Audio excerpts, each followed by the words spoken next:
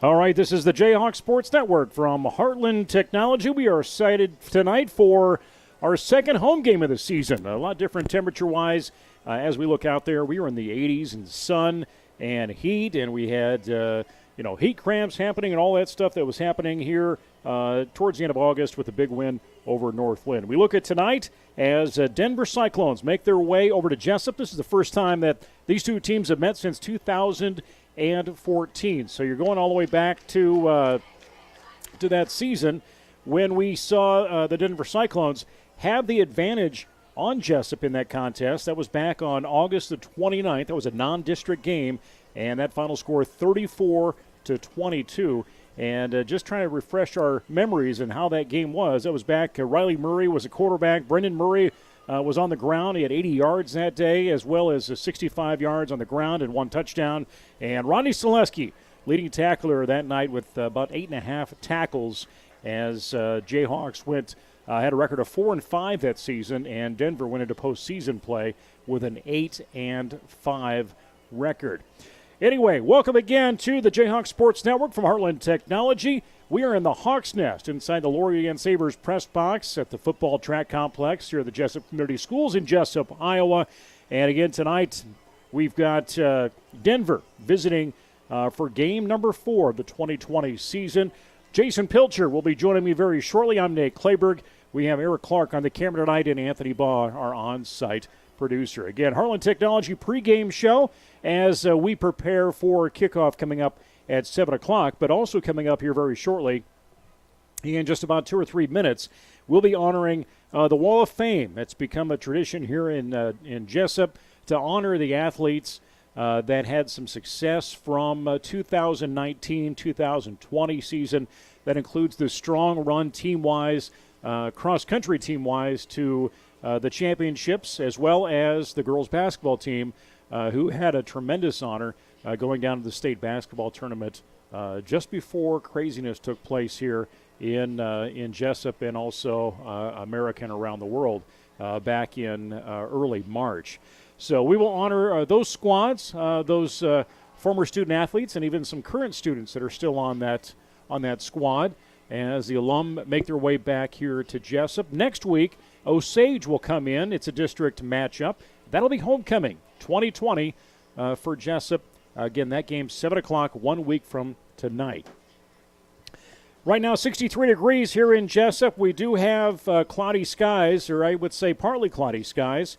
We should see temperatures drop down probably before the end of the night, end of the game, probably about 55, 54 degrees, somewhere in there, as we're seeing sunset about 7:11, which we're sneaking up on. 10% chance of rain tonight. I doubt we'll see anything like that. Humidity very low, 51%.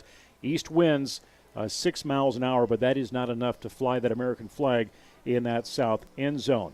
So it should be a good night for high school football. Hot 2 weeks ago, or 3 weeks ago it's been now, and this is perfect football weather as you see the Jayhawks out on the field wearing their blue home jerseys, white pants, white helmets. That's a new addition, the white helmets with the blue stripe down the middle this year. Had the orange helmets for a number of years, but we're still anxiously awaiting the brand new jerseys that will be coming in that Booster Club helps support. Those are in process. So as Coach Sauer would say, you can't control the uncontrollables. So they'll keep wearing what they have and keep playing Jayhawk football as we will get going in about 20 minutes. We're going to turn over to public address and have our 2020 Wall of Fame induction. It's from the 2019-2020 school year. In order to qualify for the Wall of Fame, athletes would have to be chosen as an all-state performer by distinguished papers or sports associations, be a place winner at a state meet, be selected to participate in a state senior all-star contest, and/or be all-academic, all-state. We have 6 new members and 4 repeat members being added to the Wall of Fame tonight. Here are the 6 new members. Our first inductee is Jenna Jensen. Jenna is a new member to the Wall of Fame. Jenna achieved this honor by being named first team All-State shortstop by the Iowa Girls Coaches Association. Jenna attends Loras College and is playing softball. Our second inductee is Brody Kresser. He is a new member to the Wall of Fame. Brody achieved this honor by being named third-team All-State shortstop by the Iowa Baseball Coaches Association. Brody is currently warming up on the field for tonight's game.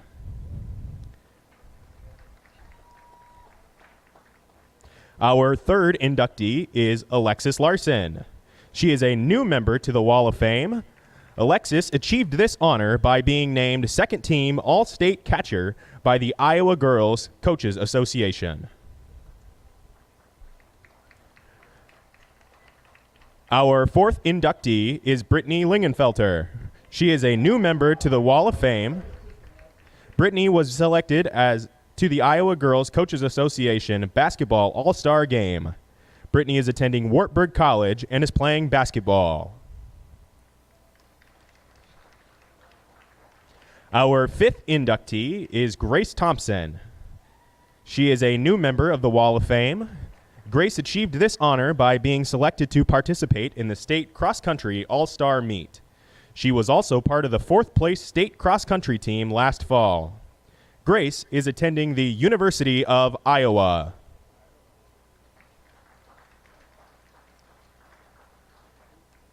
Our sixth inductee is Jared Toma. He is a new member of the Wall of Fame. Jared achieved this honor by being selected to participate in the state cross-country all-star meet. Jared is attending Coe College and is a part of their cross-country and track teams. And now our four repeat members to the Wall of Fame. Our first repeat member is Carter Littlefield. Carter is unable to be here tonight, but became a Wall of Fame member in 2019. He added to his resume in this recent year by finishing 7th in Class 2A at 113 pounds. Carter is currently at Ellsworth College and is on the wrestling team.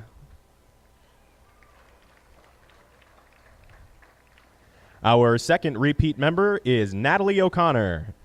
Natalie became a Wall of Fame member in 2019. She added to her resume by finishing in 11th place in the state cross-country meet last fall. Our third repeat member is Kristen Sadler. Kristen is also unable to be here tonight. Kristen became a Wall of Fame member in 2018. She added to her resume last year by earning second-team All-State softball honors this past summer. Kristen is currently at the University of Upper Iowa and playing softball.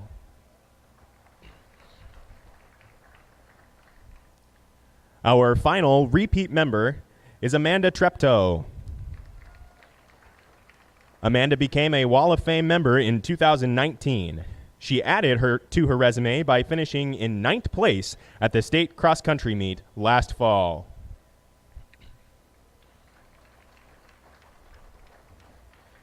We also had 2 teams qualify for state last school year.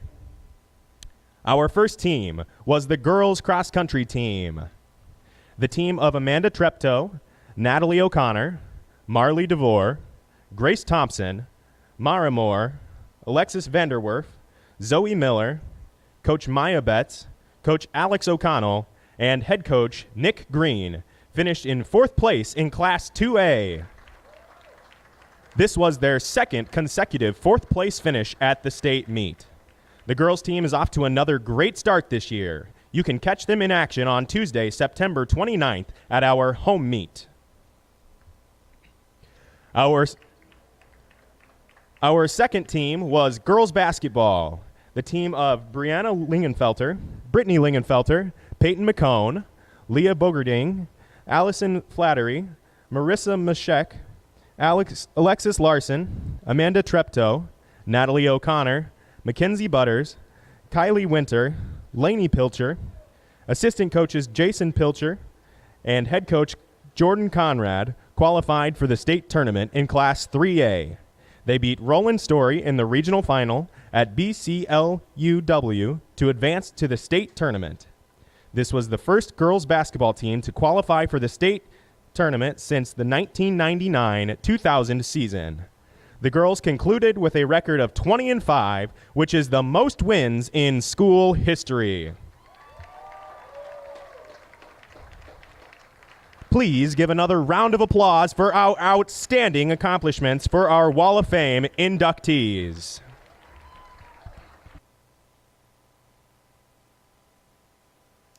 All right, congratulations to all those teams. You heard all the honors, some alums and even current existing students that will make their way up into the wall that's just outside the South Gym inside Jesup Community School.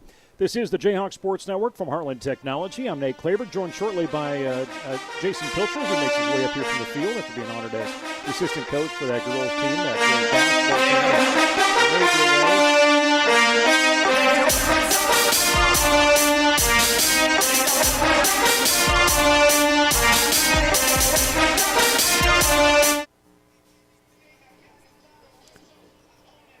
Girls basketball team began last March as he makes his way up here now. This is Heartland Technology pregame show as we get set for kickoff here, happening in about 13 minutes from now. And Jason Pilcher, bring him in, and coming up from the field or coming up from the track. And it's a nice tradition that's now happened with the Wall of Fame that is taking place on the field. Yeah, it's pretty nice, and it's kind of really nice that you see a lot of the girls, they've made more than one, have, the cross-country team, the girls there, Mena Treptow and Natalie O'Connor and a few other girls have had their name up there a couple times, and it's really nice to see the accomplishments from the girls teams and Brody Kresser and Carter Littlefield. And it's really nice that when people come into the school for activities, they see that Wall of Fame right there so they can see all the people from there. Yeah, and then we kind of were kidding here earlier today of, girls basketball, state champ, going to the state tournament right before the world went crazy. Yeah. Which, I was kind of joking. It seemed like it was 10 years ago, but yeah, exactly. Not that long ago. But it's nice to refresh that memory. That really was the biggest, I suppose, one of the main events that ended the school year last year. Yeah, exactly, because you figured right after that, 2 weeks later, pretty much the next week was the boys' state tournament. They limited everybody in there right after the girls, and then that day or that next Monday after they finished on Saturday, schools were done for the state. Right. And so that was all over. So we're set to kick off here again very shortly. Denver coming in, first time since 2014. But, Jason, you've had a chance to see all these games on the road and had the nice win here against North Lynn. But let's rewind for those that maybe want some insight. The Hudson game, we were without starting quarterback, Jace Pilcher. Had to bring in some backups, change around the game plan, but they ended up in double overtime and a 6-0 loss. Yeah, we had our opportunities. You only give up 6 points in a double overtime game. Defense played well. Offensively, we had some turnovers. We moved the ball well in some cases, but we just couldn't score. We had a couple late drives that just ended it in 4 and outs, and I think it was third down on the second overtime where they scored on a little 3-yard, 4-yard pass in the end zone. Yeah, and then he had Brady Dahl go on in that game too as well, and with a knee injury that's going to end his high school career in football, and we'll see about track. Yeah, that happened pretty much right in the first quarter too. So you're already without the starting quarterback, and then Brady and Jace, all summer long had worked together a lot. I mean, quite a bit, and passing and just working out during the summer, and it was heartbreaking to see for a kid that put up so much effort and going in his senior year, and it's pretty much taken away from him. But he's a great kid with a good family, and he's got a lot of support, so hopefully he rehabs, gets surgery, comes back, and then we'll see what the future holds for him wherever he ends up. And come back a week later, take that 90-minute bus ride at least up to Central Springs. Yeah. A 1914 loss. We talked about it in Jayhawks on the Move today, sponsored by B&B Farm Store, but long bus ride. Unusual, a different, probably not your prime field.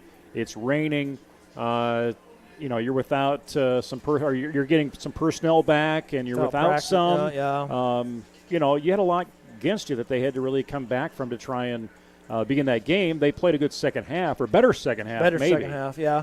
Yeah, we didn't defensively. They're on the field for quite a bit in the first half. We had if I had to go back through look at the stats, I think the first half we may have had 2, maybe 3 first downs in the first half, and I'm thinking maybe only 2. So we didn't move the ball well, which kept the defense on the field for a long time.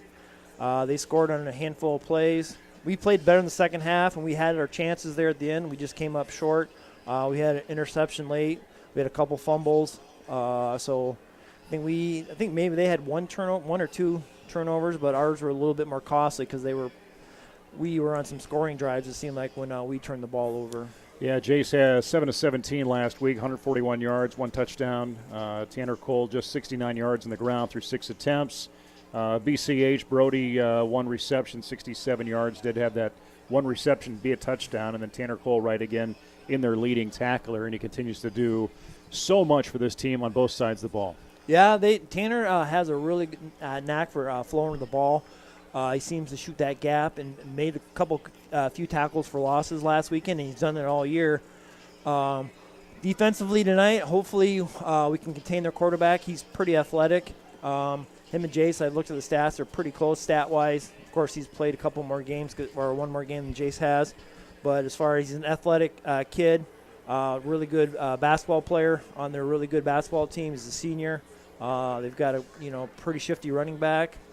And this is an old, rival game. Jesup and Denver used to play quite a few years ago. We haven't played in, 5-6 years? Yeah, it was 2014 last time they got together. Yeah, and I think it was a Saturday game, if I remember right. Or because one of the Friday night games got rained out. It was raining. Yeah, was it? I'd have to look that up. I'm almost positive. I know it was against Denver, and that might have been the last time they were here. It was a Saturday afternoon game. We did it here. And so, yeah, we ended up losing that game. But I do remember that was a Saturday game. You got me intrigued now. I'm almost positive it was, but, because junior high-wise, the senior group has played them. But as far as for high school, we have not played them in football, I think, since then and before that. No, it was a Friday night. It was a Friday night the 29th. Was it? So, yeah. I know one year, though, we did play them on a Saturday because they got rained out here. But, yeah, it's a really good night for football, so we don't have to worry about weather. Temperature-wise, it's good. The flag's not moving. There's no wind. Right. That sun's already gone down behind the press box here. And just looking at Denver now, they come in also with a record of 1-2 into Week 4 after the Sumner Fred win last week, 27-0. 13 points in the first quarter, 14 points in that third quarter, blanking Sumner Fred. Their quarterback, Isaiah Besh, he had only 52 yards passing, 1 touchdown on 5 attempts. Rushing-wise, 98 yards on the ground. Not really anything that's outstanding when you look at, statistics-wise. But they had 260 yards on the ground, but they were fighting for every one of those, it looks like. Yeah. Yeah, losing last week was a district game, so we can right the ship, get at 500, get at 2-2 overall, and be 1-1 in the district. Tonight, Columbus plays Central Springs.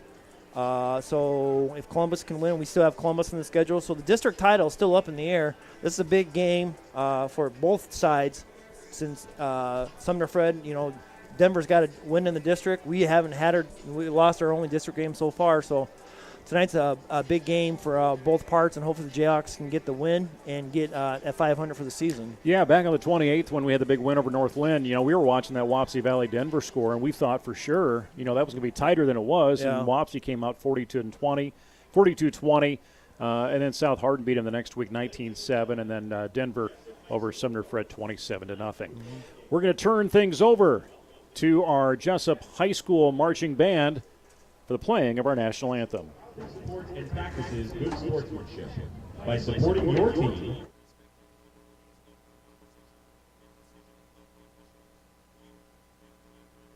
That is reflective of our community. Be a class act. Be a good sport. Be a winner in the game of sportsmanship. We would like to welcome tonight's game officials, Bradley Bucci, Todd Ambrossi, Brian Bucci, Todd Raby, and David Tan. Ladies and gentlemen, Please stand as our high school marching band honors our nation and flag while paying respect to our men and women in uniform around the world who protect our liberties and way of life through the playing of our national anthem.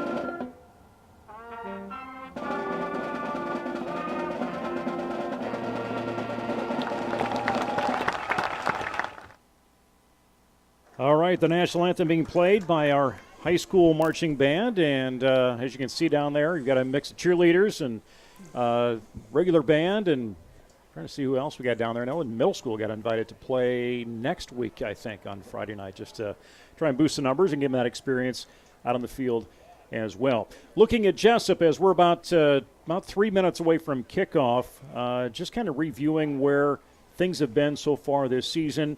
As we talked about, things looked really good, Jason, as we kick things off here back at the end of March. I'm just trying to pull up, the end of August. How about we March say that? didn't look very well. Yeah. End of March, there was nothing. Nothing. But we go back, North Lynn. That really ignited the season with a 31-8 win and just scoring every quarter there. And then we talked about Hudson, the 6-0 loss there in overtime, and then Central Springs 19-14. But going ahead here, and you see where things are going to be happening, and we've got homecoming happening next Friday. That'll be our last regular season home game, and then play at Columbus. They've gave a lot of challenge to a lot of teams this year. Sumner Fred. That's going to be their senior night up there on October the 9th, and then this seems odd to say it, but the playoffs start in the middle of October. Yeah, the playoffs for everybody, and they still haven't come out. I was talking to actually a gentleman from Columbus yesterday, and he said the same thing. Just the state hasn't come out and say how they're going to seed this or how they're going to who plays who. Are they going to put likely teams together? Are they going to seed? How they're going to do it yet? No one has an answer yet. Well, I think a lot can change day to day or week to week. Exactly. I'm sure they've got some ideas on bar napkins somewhere that they've tried to come up with and try and figure how things will work. But I was sitting here thinking earlier today, and when I was talking to Coach Sauer, we didn't quite get into this, but how interesting would it be if this becomes so successful that they do have a short regular season, and then you do offer more to get in the playoffs? It could, like every other sport in Iowa qualifies for a tournament. The sectionals, districts, wrestling, basketball, baseball. Football is the one sport that they kind of put it out there that it's special to make, which makes it really coveted, but it also doesn't give some of those teams an opportunity to make that a push to get to the Dome. So, I guess it's just like college football or anything. It's if you end up having a bad first 2 or 3 games, and automatically takes you out of contention, and then you maybe run the roost the rest of the season, you still may not make it. No, because you could be hot early and bad later on. Exactly. And that's, right now you look at Major League Baseball. I was watching the game the other night, and they were saying that this is when you want to peak because you're about 2 weeks away from the season. This is where you want to start getting a little bit better, day after day. Same way with football. Now this is the halfway point of the regular season. And this is only our, 4th game? Yeah, 4th game in, and 3 more to go till the season is done. But, they dropped 2 games early on, and, we didn't get started, like we said, till right at the end of August. Yeah. And Jesup will control that north end zone. they'll protect that, and they are going to receive as we look back there, and we're going to kick things off again here very shortly with Jesup getting that ball, and we will see Trevin Rader, Jr. for Denver. He's had 12 kickoffs so far, total up 425 yards as he will tee that thing up on the 40, and the lights are on. Flag is dead. Clock's at 12 minutes, and we are set to go here in Jesup for Week 4 of high school football. You got the two Brodies back deep for the Jayhawks. BCH had a nice, little short kick. We got to see the ball. That's going to bounce at that 30, and Jesup will pull it in. I think Tanner Cole got his fingers on that one. Goes down about the 33. I don't know if they ended up trying to do that little pooch kick on purpose or the kicker got underneath the ball. So it starts off in pretty good field position for us, right almost on the 35. Mark those chains. We're bringing a crowd over. Got the cheerleaders in-house, too. Play clock moving at 10 seconds. Oh, they reset it. They didn't think the... Yeah, put it at 22. They did reset it in there. Sadler at center. Into motion. He's going to look left side, but he's going to roll right. A quick pass comes to Jared Delagardelle, gets outside the number, walks the line, and jumps. Jumps past the 45. He's going to be short. He made a leap, but I think he's going to be short. But nice little dump-off play to get almost 9 yards. I think Jace looked to go downfield. Everybody was covering. He went to the checkoff, and Jarrett was right there on the side in the flat and made a nice little gain. Split one to the right, one to the left. Delagardelle behind Pilcher. Going in motion. There goes Corbin Fueling. Jared go off the left, down. But Jared will just keep fighting through. He had a hell of a game. As we looked at that first game against North Lynn, a lot of yards, but Jason, I don't know if they were keying in on him at Hudson, also up at Central Springs. Yeah, he had some nice runs, but that's the one thing about after the first game, people see the game film on you, see what we kind of do. We got to adjust, and then we were out with the starting quarterback, and Brody did a nice job, but took away from his position. Jace will hang on to it, and there's going to be 3 defenders right in there trying to take down Jace. Brennan grabs. He got about a 3-yard gain. Brennan Graber is the tackler on that one. He's their leading tackler on this team. Something's wrong with the helmet. Got a timeout. Coach Sauer wants to take a timeout. Jason must got poked in the eye or something. Yeah, does he wear contacts? No, he does not. No, I'm sorry, he does. I'm sorry, That's a question you should maybe know. I should know right away. I was thinking, for some reason I had to think for a second, he does wear contacts. So sorry. you had to get that position back in. Exactly, yeah. I forgot that. He does wear contacts. It's all right. We'll let it go. We'll let it go. I had to think for a second. Yeah, must have got poked in the eye. Couldn't see the ball right there, so we had to call a timeout. Surprised the referee didn't see that and call an official time. Clock's moving, 11:05.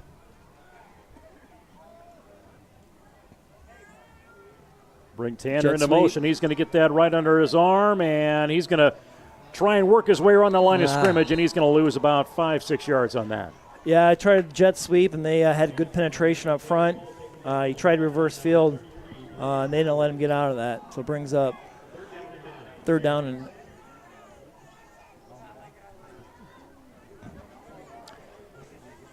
look at the sideline for that play. Check their wrists.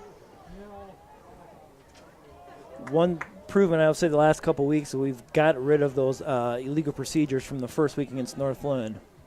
Yeah, that was hard to get over, but that's a good point. Pilcher drops back, looking left side. He's going to scamper to the right, escapes one tackle, gets across that 50, and forced out of bounds just shy of the 40. It's going to be close. It's going to bring about 2 yards short of the first down. Brennan Graber again on that Maybe tackle. long, about 3. So we're in 4-down territory, I believe, unless we're going to try a pooch punt.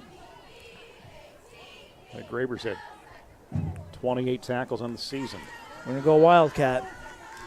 In Denver territory as they protect that south end zone. Same formation. They're going to do the blitz. And there's Tanner Cole. Keeps fighting and driving. Down. I believe he's going he should have be that. A first down. Yeah, that's a They're first down. They're going to have to measure that. I think right there he should. Denver's saying no, but we'll see what the officials have to say as we bring. I'm going by the spot here. Oh, the official quick to go the other way, but quick turnaround. He didn't even come out for I thought they'd at least bring the chains out and try that. Yeah. That looked pretty close for But I don't see too many on that sideline too upset by it. So no. they saw it too. They saw it too. They must have thought we were short. I don't see yeah. Isaac Besh, quarterback. Take that shotgun. They'll go into motion and bring it on the left side.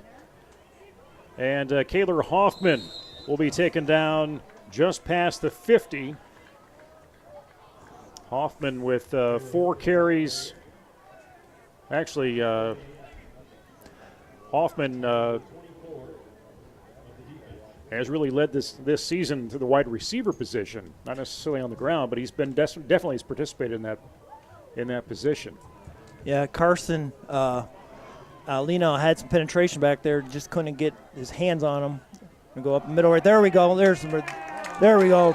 Nice punch in. Give a lot of credit to Jesup getting past that line, and Merrick Sly. Merrick Sly with a nice tackle for a loss. He's excited. Get that defense going. Coach Sauer, that chief energy officer down the sideline, he's trying to get his guys motivated too here on the home field. See if we get a stop and make a decision where they're at. I would guess where they're at, if we get a stop, they'd have to punt. 3rd down and 5. That ball again on the 47-yard line. He's going to pass. Takes that snap. He's going to force it. First down as that ball's going to get caught. Yeah. And we're looking at first down for Denver. Yeah, Scoville with a nice catch. Tanner just couldn't get there in time.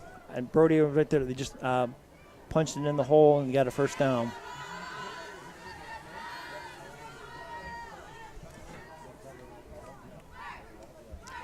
Set it up on the Jesup territory at the 44. And Isaac Besh. Going up middle Quick again. handoff, going up the middle. Oh. Jesup trying to stop Ethan Chauville, the sophomore. He made a nice second move. We had some penetration up front and got hit on behind the line of scrimmage, and he was able to get about 4 yards. And Chauville's been averaging just a little over 4 with his 190 yards coming in tonight total. He's had 2 touchdowns on the season. Denver in their maroon helmets, white pants, white jerseys. 2nd down and 7. Pass. A little quick. And force on the pass. Is there enough speed? No. He tried. He tried. Brody got beat. You can't get beat on that. Kaylor Hoffman. He's had 3 touchdowns this year. Just over 14 and almost 14 and a half yards per carry or catch. Looked like a double move, and we got kind of burned on there, and luckily that didn't go. It was just outside his hands. Yeah, if their quarterback was given maybe another half second. Yeah. But he heaved that up, a lot of pressure. 3rd down. Keep that ball where it is. It's going to pass again. It's going to that right side again. There's pressure and broken up. Not going to happen. Tanner got that hand on the ball that time. Kaylor Hoffner was the intended receiver.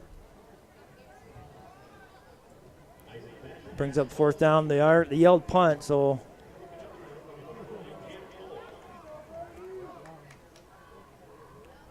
this is where you got to make sure you watch the ball, because we give them 5 yards. This is going to put them at 4th and 2, and I'd put them across the 40. That'd be a little bit more of a easier first down to pick up.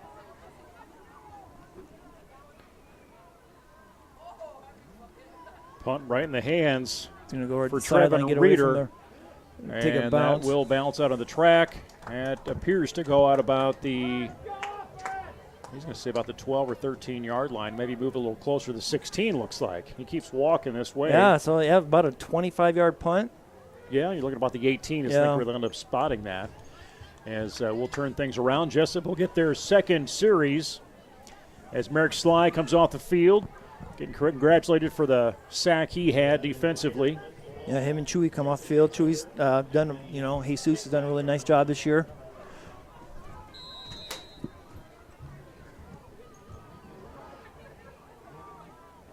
Pilcher gets that ball. He's going to sweep to the near side. Looking downfield, and nothing. Delagardelle trying to get a block in there, but you've got 3 or 4 white jerseys that just forced Pilcher to the ground. Yeah, I was going to go for about right at the line, maybe about a half-yard loss. Isaac Besh in on that stop. Under 7.5. Next week, homecoming in Jesup. It'll look a little bit different. No dance, which I know Jason's probably disappointed in. Yeah, I don't think anybody wants to see my dance moves. Well, quick pass. Pilcher, right side, Ooh. a little out of Brody's out of the reach. Brody had to go up high for that. Hopefully he's okay. He got hit a little bit hard. Came down hard. Maybe got the wind knocked on him a little bit. He's up.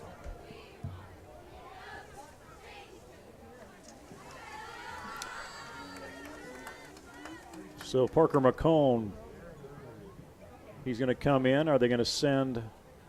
Yeah, they'll go ahead and send Brody to the sideline, catch his breath. It's going to be about put the 15 seconds. We got to hurry up, get off the field, Brody, and then get your breath back.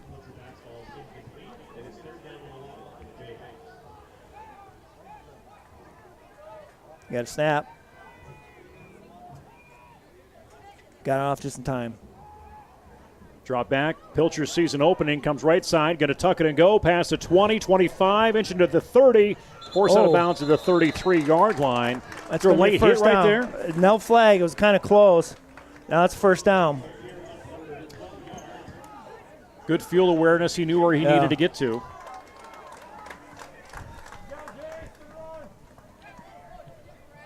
Under 7 minutes. That clock stopped.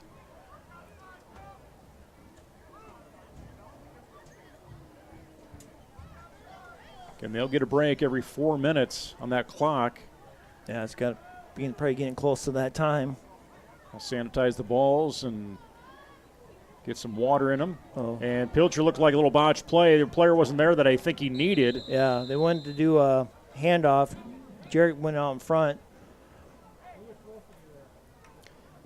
So minimal now loss Jason's there. got to come off the field because his helmet comes off.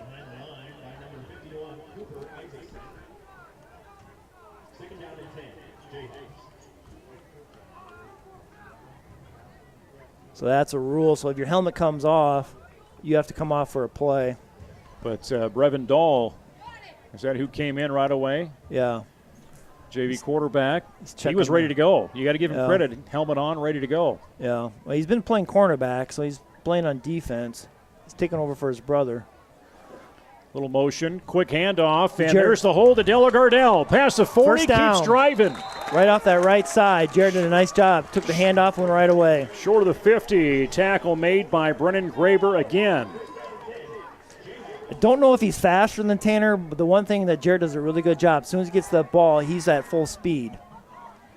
I don't know it. Both of them are really fast. Jared has a little bit high motor right away when he gets that ball. He did a nice job going right up that hole.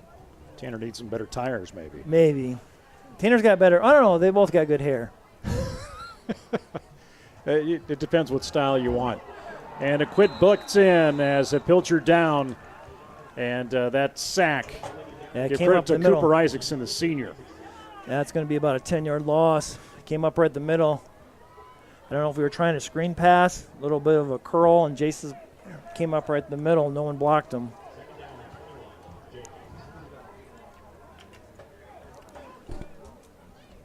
Second down and long. We're talking 21 yards. The ball is on Jesup's 40-yard line. Go 4 up front, and they're going to roll left side, and Pilcher's going to hang on to it. He does break through, does get to that 45. Picked up about half of it up. Still has a ways to go. And you got to think pass play here, Jason. I would think it's going to bring up 3rd and 13. Yeah. Kind of look at that defense for Denver. They seem to be spreading a little bit more, anticipating that. Yeah. See if we get some time, get something down the field. Nick Sadler at center. That front line tied up front. That old line's ready. Motion for Tanner. Pilcher gets that shotgun. He's going to go long, right side. Tanner on the Can he sideline. get Tanner? He does. Walks along that line, just steps right First out down. at the 30, but at least he was in before he went out. He did a nice job. He turned for the ball, caught it, had his feet in bounds, and turned up field. That was the play Jesup needed to Yeah. keep things moving along as they are now in Denver territory. First down and 10. Ball is on the 33. Still scoreless in Jesup here in the first quarter. Things are moving along. We needed that play.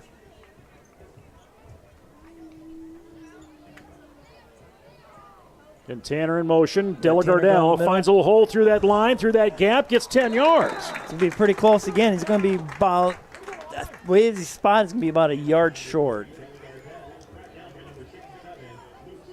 Maybe not even, well, marker's coming back a little bit, so yeah, it's going to be a 2nd and 1. You got to give credit to Carson Lee now on that left side. Yeah.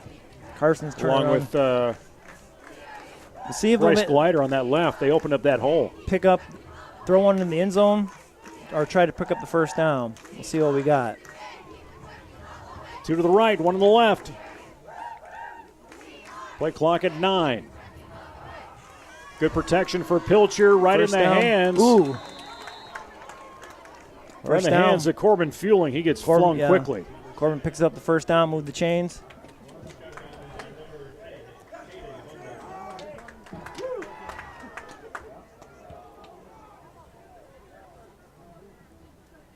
First down and 10. 23 is where that ball is placed on that yard line. 3 to the far side. Brody, Tanner, Corbin all out Go there. quick toss to Jared. See him turn the corner. Nice.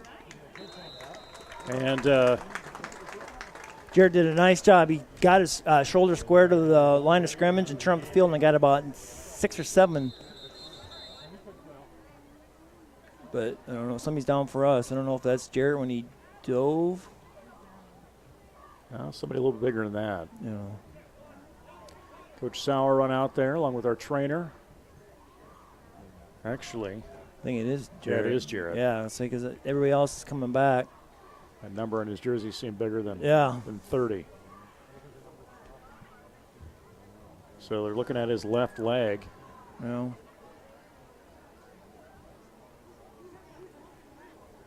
Hopefully it's But nothing. coaches will bring him together. And Coach Ben Stevens. Denver alumni. Oh, Yeah. is that our little known fact of the night? I was gonna say I'm almost positive. I think Ben was from Denver. Jordan Miller, the offensive coordinator out there, and that's good news. You got Della Gardell. He's walking his way to the sideline, and almost looked like he was favoring his left arm, but no. Just tweaked it a little bit. Come off for a play or two.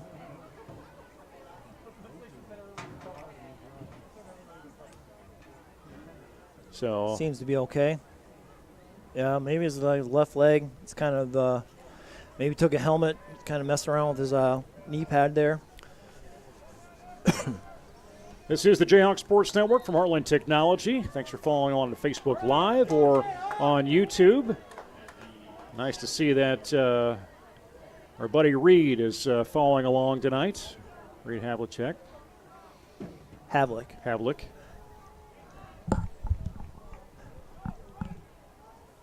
It'd be nice if he was a Hall of Fame basketball player for the Celtics.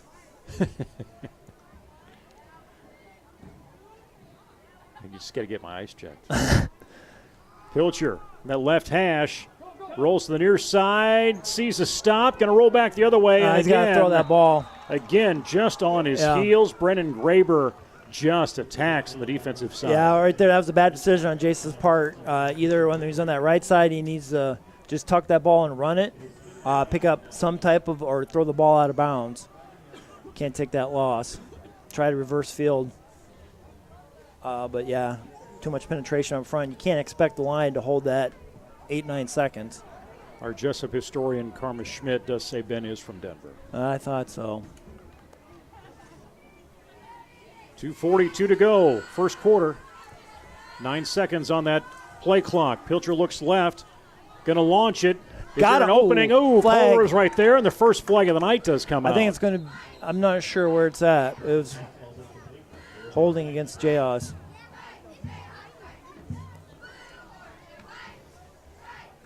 See if they decline this, though. No, they're probably not going to decline it because it would be – holding the Jayhawks. Yeah. They will decline that. Yep. Brings up fourth down. Yeah, right there. It's kind of you must have saw that away from the ball. I did. It looked like the kid from Denver got a hold of Tanner as the ball was getting released. Otherwise, I thought maybe it was Jason released the ball if he got hit, but they called the hold. They're going to go for it. Fourth down and 12. Ball's on the 25. Pilcher in that shotgun. Dillergardell gets the protection. There's Cole. Come on, Tanner. He finds an opening. There's a flag. Are we going to see another hold as that came from the far side? Usually that's what. So Tanner Cole with that catch. You're looking at maybe I don't know. He was not going to get the first down, but take it a little bit deeper. Oh, off. It's against Denver. No, yeah, say he did the illegal lineman downfield signal, I think.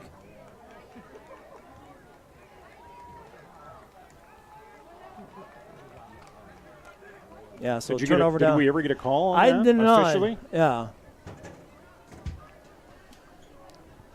So we will.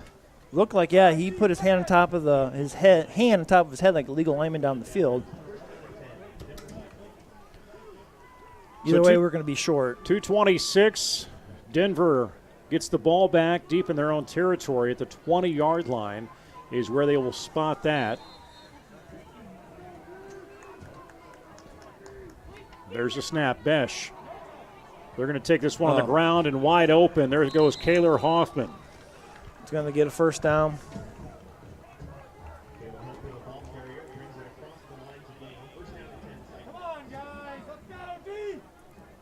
Hoffman had 252 yards of offense coming into tonight. 2 touchdowns. One thing I just noticed that Matt McGill is back playing for this first game this year. He's been out. So this is his first game he's been able to play. So that's good for a senior. Going around across. There we go. Got to get a little bit better penetration back there. To do that was a counter. We were back there. We just got to make sure that we get a tackle back in the backfield. Braden Power, the ball carrier.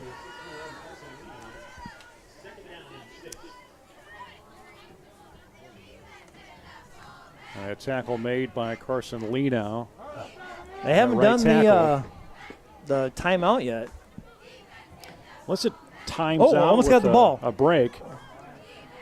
There we go. Besh hangs on to that ball himself. Yeah, he almost lost. It was a high snap, went off his shoulder. Brings up third and about 5. Yeah, 3rd and 5. So if we can hold him here and make him punt again. Get some penetration up front. We can't let him get that pass down the field. Jayhawk Sports Network from Heartland Technology Denver, 1-2. Visiting Jesup, 1-2 on this 2020 season in week 4. Going to motion right side. They're going to stay on the ground. And again, there goes Kaylor Hoffer. We get penetration back there, a little bit of a stutter step. We've got to get penetration. We can't let them get up the field like that.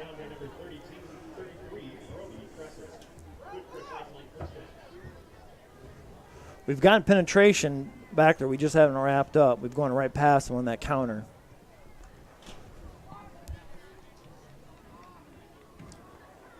Spot then at the 49-yard line. It is in Jesup territory. Quick handoff again, going right side. Ethan Chauville, the sophomore. 190 yards coming in tonight on the ground.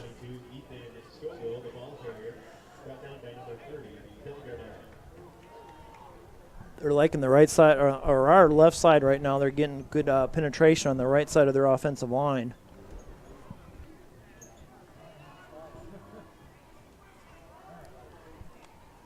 Trying to get Bryce Glider down there. You've got Merrick Sly on that left side. It's like they're going to run out of oh, yeah, I didn't think they even paid attention to the clock there. The first quarter comes in. It does end, and it is scoreless here in Jesup tonight. Denver and Jesup, these two teams have not met since 2014. And Jesup was not on the winning end of that when that took place back then. And that final 34-22 back at the end of August. Otherwise, the two meetings before that also went Denver's way, 35-0 and 34-6 back in 13 and also in 2012. Yeah. So we start the second quarter, and, we started seeing a few flags there towards the end of the first. All, unfortunately, they were in Jesup's way. Yeah, that one didn't quite cost us. I think we had a legal lineman down the field on that screen. We had a hold that put us back. Jason was able to get the first down after that. But, yeah, we've had 2 or 3 flags, and they haven't had one yet. So hopefully the second quarter, we held them scoreless. We drove the ball. The opening 12 minutes of play. Okay, but we just need to score. We got down inside the 20. We just couldn't score in the red zone. So Denver with the ball. Going to go towards that south end zone, left to right in front of us.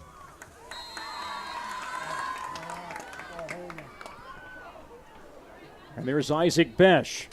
We'll see some motion, and they're going to try and take that right up the gut. Ethan Chauville. They're going quick hitters, kind of like we do with Jarrett sometimes.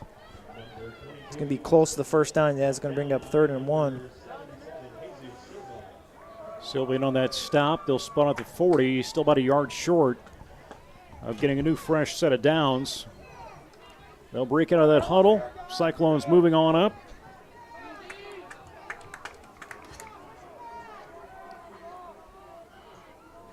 Going out. We're going right past him again. Wide open, but there's some speed right there from that Denver Cyclone. And give credit to Kaylor Hoffer. He just keeps moving. First down for the Cyclones. Yeah, I think Carter even, number 24, kind of overplayed it, went right past him. Got to break down a little bit, see if we can get that tackle, keep him in front, don't let him turn the corner. Getting deeper into Jesup area.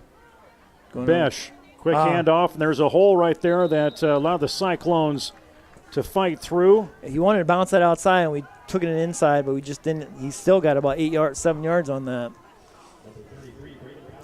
Braden Powers. That back's had a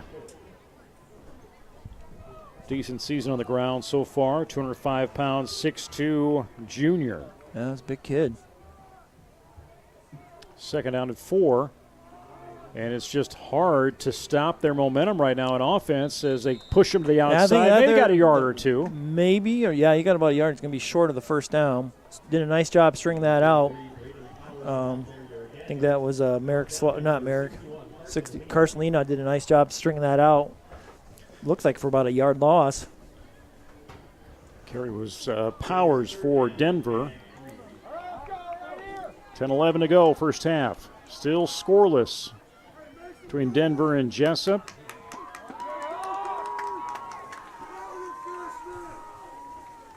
Jesup almost had a jump on that call, and there's a hole, and Jesup right there. Delegard L was waiting for him. Yeah.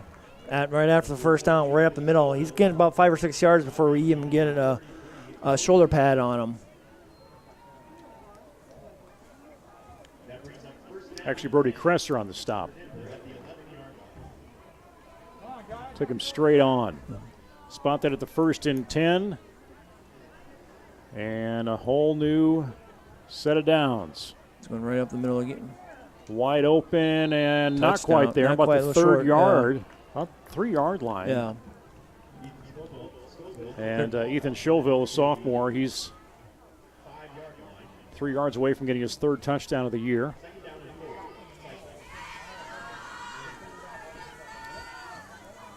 You're just going right up A gap or B, right in between the guard and center so far.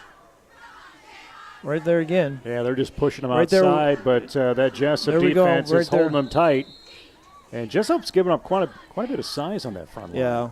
Denver's a little, I didn't look at their sizes today, but they look a little bit beefier up front than we do. It's going to be about a yard loss, I think, on that one. Now it brings up 3rd and 4. Well, nope, they're going to be right at the line. Hey, your quarterback, when your quarterback's 195 pounds. Yeah. One guy in there at 230, 6'1", 205, 6'1", 200, 6'1". See if we get some penetration, get a stop. Spot at the 3. And we're going to see. Oh, we got penetration up front, but we just couldn't tackle in the back.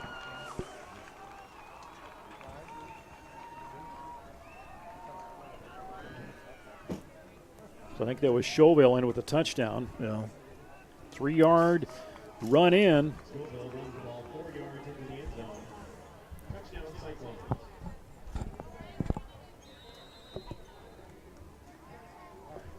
They will come in and try and kick that extra point. And Trevin Reeder, 6 of 8 on the PATs this year for Denver. Takes it straight on, and it's good. Good. Yep. Right through the right upright, right in between. So with 8:28 to go in the second quarter, Denver has Scoville with a 4-yard run in to make it 7-0 in favor of the Cyclones, and that will give Scoville his 3rd touchdown of the season. But that last series, Denver just did what they wanted out there. I don't think they passed the ball at all. I think that was all run that whole drive, right up between the center and the guard. We had no answer on that drive for him. Hopefully the defense makes some adjustments. We got back there. We just didn't break down and get a tackle in the backfield. They did a real nice job shifting and getting away from us, but we've got to break down and get some more tackles back in the backfield. So I'm sure Coach Ron Sadler, defensive coordinator, down there trying to work on headset with his staff up in the booth. Just kind of see what they're seeing, what adjustments can they make on the ground. And Jesup will be set to receive. See if they do well. Last time they did that little pooch kick, see if that was just an accident or they tried that on purpose.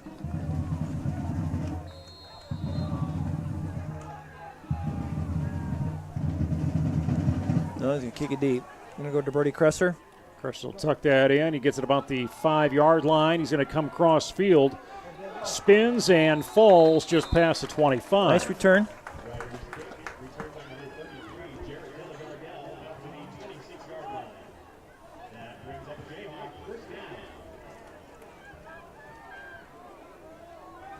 We've done an okay job of moving the ball. We just haven't scored, and luckily the defense has only given up 7. We need to move the ball, and we need to score. We need to answer them. It'd be nice to drive, get a score, and answer their drive.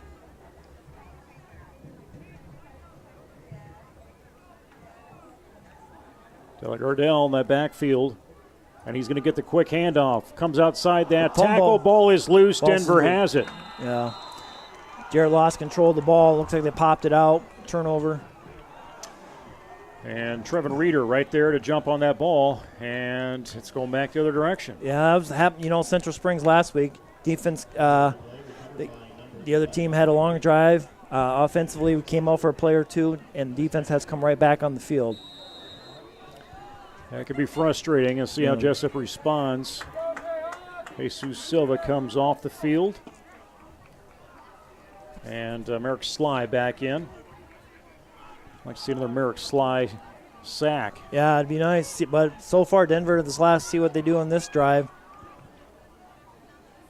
Tight end that offense. Going to drop back and pass. And a quick catch right across the 25. First down, Denver. Braden Play action Powers. pass. Move the chains. Caden Baumgartner will exit the field for Denver. Come out of that huddle. 1st and 10. That ball is on the 23. Just over 8 minutes to go, first half. Besh. Up the middle. Quick there. handoff to Scoville, and he's going to gain 2 or 3 yards. Jesup right in there. Did a better job getting some penetration there and didn't allow him to get to that second level. Carter even had his shoulder on him. But give Carson Lee now the credit on the stop. Keep the same personnel in. Yeah, Chewy tried to come in, but yeah, it was a little too late. It's going outside. Oh, Right in that gap, it could not close. no. Right there when the quarterback put the ball out like that, that's where he's got to be hit.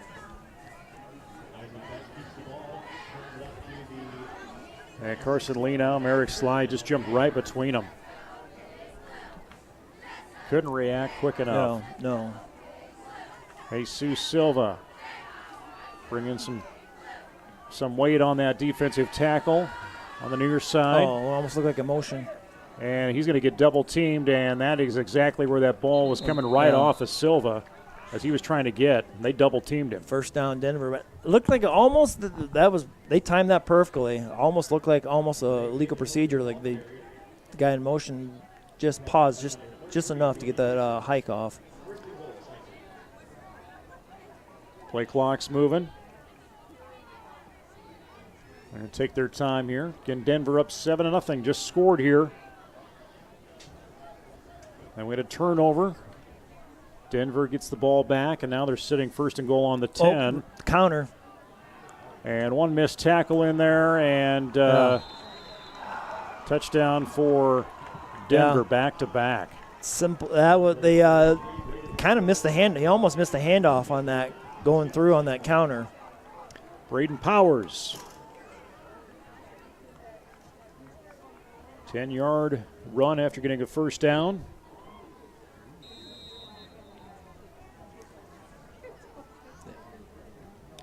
And see if Reeder can go after this extra point. Up off the foot. And good. And that'll make it 14 to nothing. Yeah, 14 points in less than 2 minutes. So, yeah, we do need a drive. We need a score here. Yeah, you talk about the energy that gives Denver, back-to-back scores and, getting that off the turnover. But you see Coach Sauer out there right now with that kickoff return team. They got to try and make something happen. Exactly. Brody had a nice return the last one. We took the first play. Jared had a nice run. They just punched the ball out, turned the ball over. Ball went rolling. They recovered. Offensively, we only had one play. We turned the ball right over to them, and they drove down in like 5 or 6 plays and scored.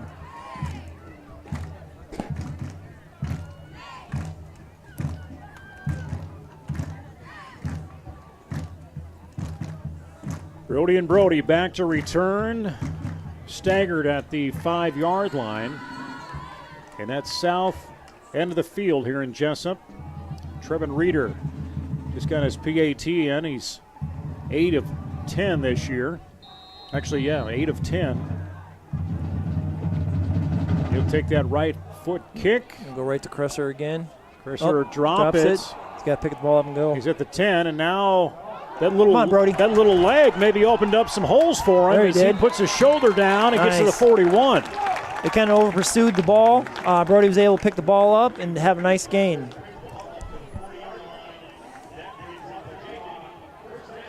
So they'll come off the field, special teams. And here's the offense. And great field placement. Sets you up to try and get a score in here before we get to intermission. Yeah, we need a drive because we need to keep them having the ball because right now they're doing whatever they want offensively. We need a nice drive. Motion. False start on us. That's not what we need. After they moves things back, and just as you were saying, we thought we got that taken care of here from week 1, and it's it's just so mental right there. Yeah, I think that was Nathan Novak. Yeah, False start on us, brings up 5 yards, backs us up, so it makes it 1st and 15.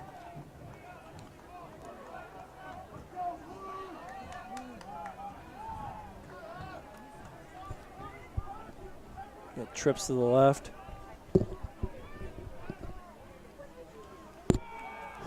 Screen pass. Brody. He'll come across at 40, and quick helmet hit. Comes out of bounds. We're going to spot that, just shy, about the 40. Yeah, 47. nice little quick screen. So, yeah, brings up 2nd and 5. So, yeah, we picked up well. If we had had that penalty, we'd have probably a 1st down. Yeah, 2nd and 4.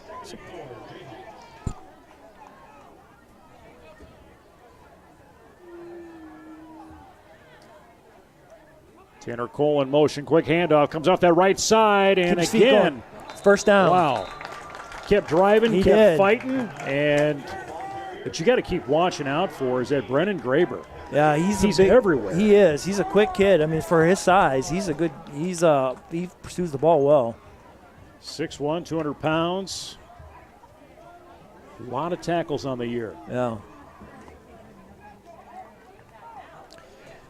Got into Denver territory. It's Jesup's opportunity.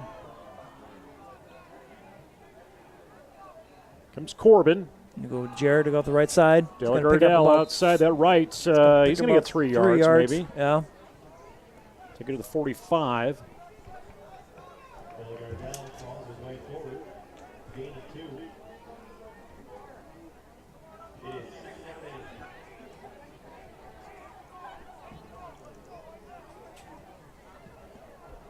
Yeah, we definitely, hopefully we can get a scoring drive because Denver gets the ball right in the 2nd half.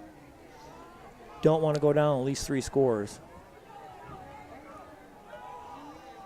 There's Jared, the nice opening. job. Nice job, Jared. Nice cut. He takes off and keeps getting the yards, down. hanging onto the ball. He's at the 20-yard line. Nice run. And quite an advantage that run took as Jesup was looking to spread out that defense with the receivers flanked. Yeah.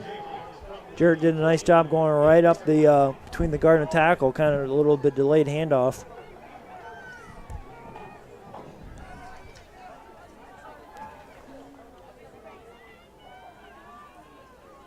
They'll bring him again. Same formation, 2 to the left, 2 to the right. Quick word to Gardell, 13 on the play clock.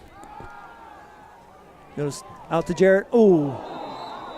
He was right there, but again, there's that guy. Yeah. There's that guy again. He's everywhere. Yeah. Brennan Graber. Jace did let him up, and as soon as Jarrett went for the ball to catch the ball, he was right there on him. He read that play perfectly. 2nd and 10. He had plenty of time, and Graber knew it. He did. He scouted. He saw that play, and he came right up to Jarrett.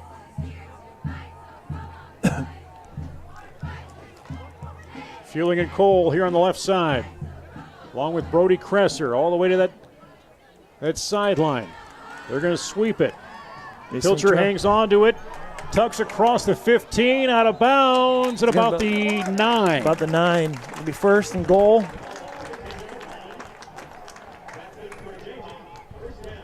The deepest Jesup's been in Denver territory all night.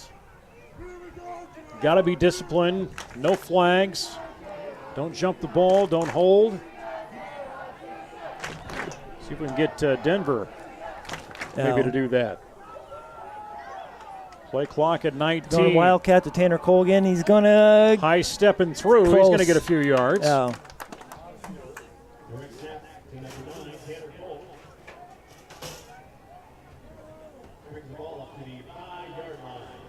I got 4 yards, so it brings up 2nd and goal from the 5. And go back to Wildcat again, I guess.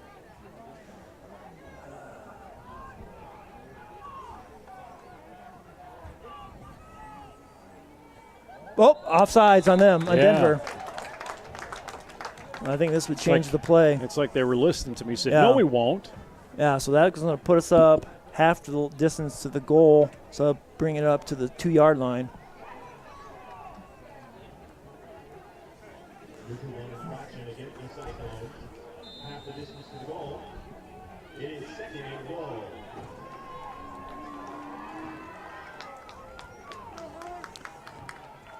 Quite an opportunity here for the Jayhawks.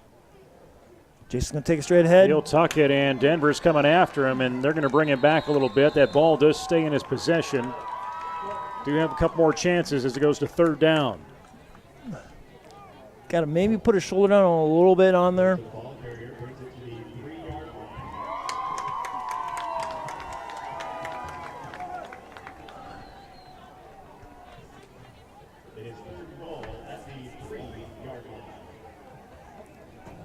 Need to punch this in. Don't want to leave it on fourth down. Third down and goal. Sauer wants And timeout. Sauer rushing down there, won that timeout. He might as well take it. He's got two of them. Yeah, so far tonight they haven't done the COVID timeouts, and maybe they don't have to do that anymore. I don't know. Yeah, I don't know if it times out for when there's actually game stops. Yeah, maybe. So a timeout will come, and just looking down the sideline, it's again it's very different to see. That sideline extends all the way down to that 10-yard line now. Yeah. And stuff like that, will that stay? If and when things get better. I don't know. One of these things, some of these, maybe it'll be better off next year. These changes that have happened so far because of this, and try to look in the positive, and maybe extend the field a little bit longer for the coaches to get down there and coach a little bit more. They're still not close. They're still 10 yards from the end zone. Make the coaching box a little bit longer for them.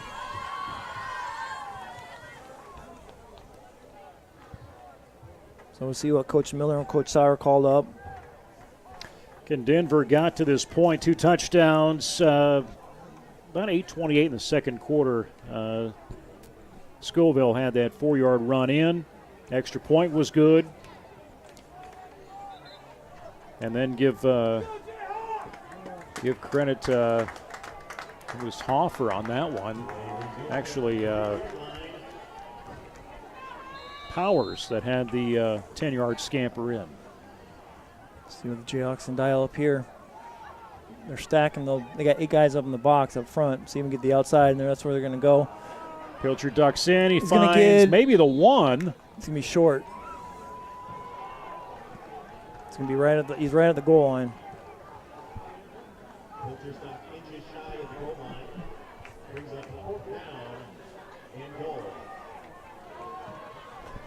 All right, Ben Stevens gets that call on his headset. That ball's right on the goal line. See it right here. I mean, the point of the ball is right on the white. All right, guys up front. He's going to go Be wild. ready. Watch for that. It's going Wildcat right to Tanner Colt. And right there, they're going to stop him. Denver They knew that where play. it was. Got it clean out of the end zone. Once they saw Tanner sitting there, they probably were ready for it. Yeah, they came right up the gap. I don't know. We should have maybe audible did something different. And then Graber was just right there, full up, fighting him back. So Jesup will give up on downs. Yeah, the ball. Yeah, we actually lost a little bit on that one because the ball was on the goal line. Now it's about a foot off the line. Now we got to hope for a safety. Yeah, steak dinner to the guy that gets the fumble. Yeah. I would guess Denver probably would just go straight ahead and try to get the ball out of the end zone and get as much as can, go right up the middle. So we got to watch the ball when they try to do a hard count. Denver's going to call a timeout. They got 3 left. Might as well use one as that game clock shifted down. High school football again 1 week from tonight. It is homecoming here in Jesup. There'll be a homecoming king and queen coronation happening on the 23rd. We each have royalty, I guess, in our house. I guess, yeah, we got it out there. I don't know how that's going to play out for people to get to watch or how family gets to do it. Yeah, I think they're gonna stream it on there. I think we're invited. I think so. I think the parents get to go on there. So get to use that card, I guess, at least. Yeah. Tomorrow, varsity volleyball is going to be at Springville for that tournament, and then back on Monday, middle school, high school cross country is going to be at Denver. Middle school volleyball against Denver at home, and JV football will be here against the Cyclones as well. next Tuesday. Varsity volleyball is going to be at Union, and Columbus will be down there as well. And middle school volleyball at Dyke Hartford next Thursday, or this coming Thursday. Middle school volleyball with Wapsie Valley on this field. Volleyball with Columbus and Union at home on the 24th. And Jesup will get their home cross-country meet coming up on the 29th. They weren't able to get that in last year. We had such a wet exactly. fall I remember that last year. They had to meets call it in. off. So they're going to go shotgun in the end zone for Denver. Cole watching in. Pass. Trying to see where that's coming. It's going They're deep. going to go deep. Uncatchable. And not going to get there. Good coverage by Fueling. Yeah, by I said Corbin. Cooper, but Corbin. Corbin was there.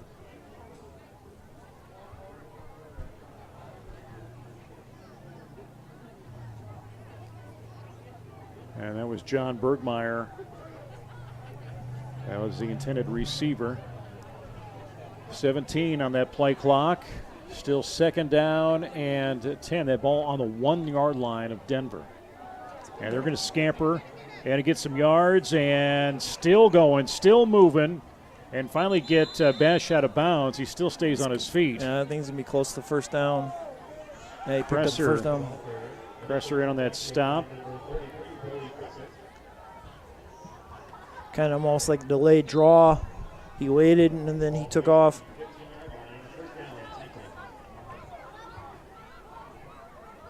Almost a 2-minute mark. Bash shotgun, quick handoff left side, Scoville. Oh, pushing the back. Looked like, but no, they didn't get called.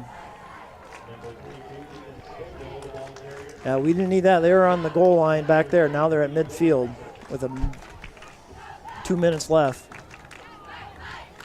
I got numbers on the field, but I don't have numbers on my sheet. 43 and 2. And 43 is Matt McGill. okay. And 2 would be Parker McCone.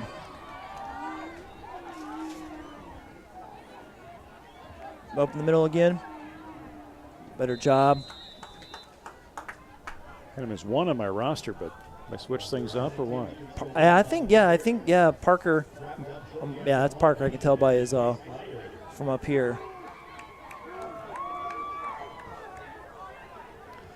Let's keep that ball out of the end zone here before halftime. Second down and 9.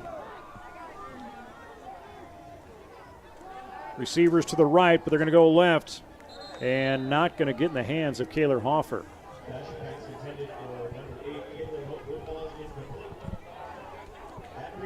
Hofer, I should say. Yeah. See the big down. We can hold them here. They're right below. I would think they would punt. Try to pin us deep so we can keep them off. Need to get a stop. See if Denver elects to run the ball. See if they do get stopped. That runs the clock a little bit longer. It's going to pass. Try and see if they can take it deep. Plenty of time, but there's Bash. He's going to go on his own. He's going to get the first down and struggle to get him down to the 40. First down, move the chains. 1:15 to go, first half.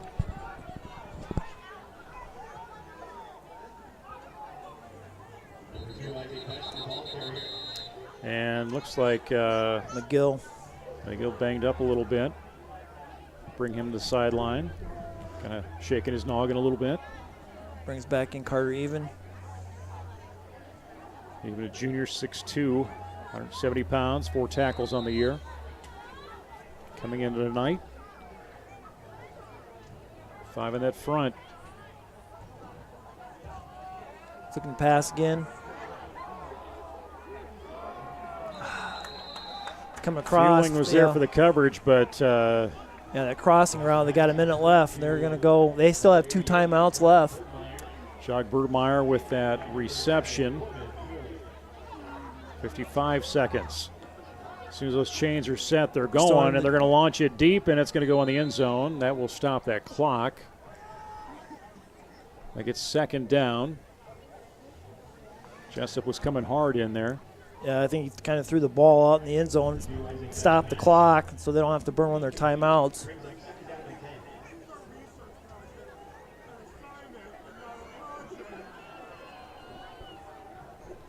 Bergmeyer that far side. I get lined up with Fueling. Actually lined up with McCone. And Coach Sauer would like a timeout. Our last timeout. So Ron Sadler will come out, defensive coordinator. He'll bring his defense together. You got 52 seconds to go. 24 yards for the touchdown. 8 yards to get that first down. And Denver has 2 timeouts left, so they can stop the clock.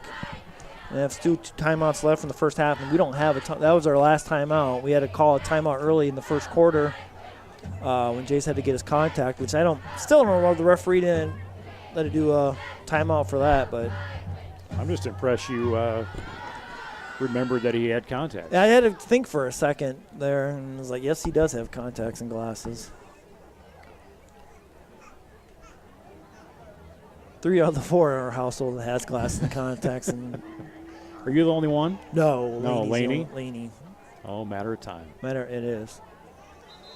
She's never on her phone, right? Or no. Never on a screen of any sort? Screen of any sort, yeah. No. TV, Netflix, or whatever. Tiger King. Tiger King. All right. Denver get some of their options. See how Jesup can respond. How they can be ready. Besh pass back in that pocket, and he will find a receiver. Keep him. And Kaylor Hofer, and good coverage defensively. Yeah. Minimized it, but timeout wanted now by Denver. Yeah. Brody did a nice job. Brody Crusher did a nice job keeping him in front and making the tackle. Wind's picked up a little bit. That flag's moving. Yeah, the wind has picked up a little move side to side there. Imagine that field's still a little soft. Yeah, I mowed my lawn for the first time in like a couple months one day, and it seems like now I got to mow again. Not just the weeds. Exactly. Brings up a 3rd and 1 for the Cyclones. We got 41 seconds. They're looking to score because, like I said before, they get the ball in the second half. We don't want to go down at least 3 scores. We got the ball right on the goal line. Our last possession, we just came up short.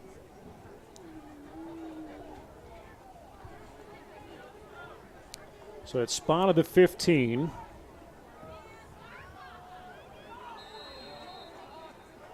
Cole's going to Tanner Cole, linebacker, to move some things around, and there goes Besh. He's going to go on his own. First down. And they're going to quickly try and move that. That clock's moving at 36 on the play. And the clock will go. Didn't look like they were set. Besh, there's a hold. There's a flag, there's a hold. Forced that pass in the end zone. Yeah, goes out they held behind. Carson Lee now. That'll help. Yeah. I think that's the first Denver flag we've seen tonight. I think so. That was a hold. Yeah, Carson Lee now was getting back there. Didn't quite catch the number. Yeah, they held Carson.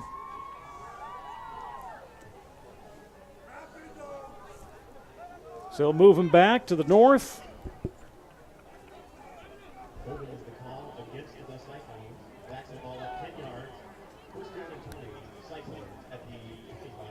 They got plenty of opportunities here.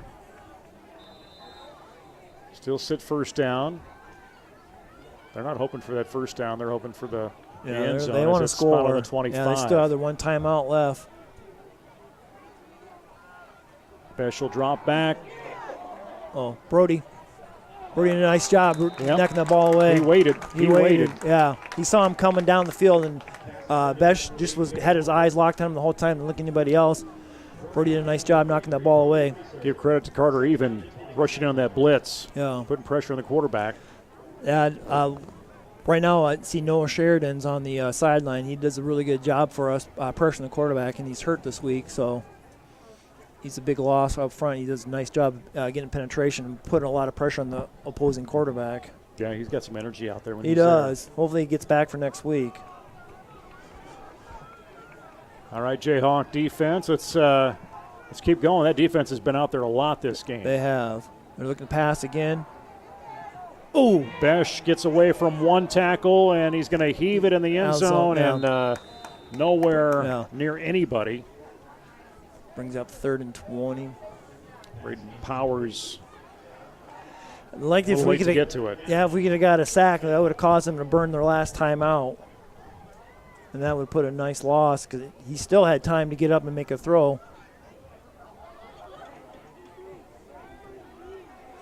16 seconds. No pressure on either side here. No. Yeah, they want to go up 3 scores, and we got to hold them just to 2. Same formation. They got the double tights. Looking to go. Ball, the counter again. Did a nice job staying home.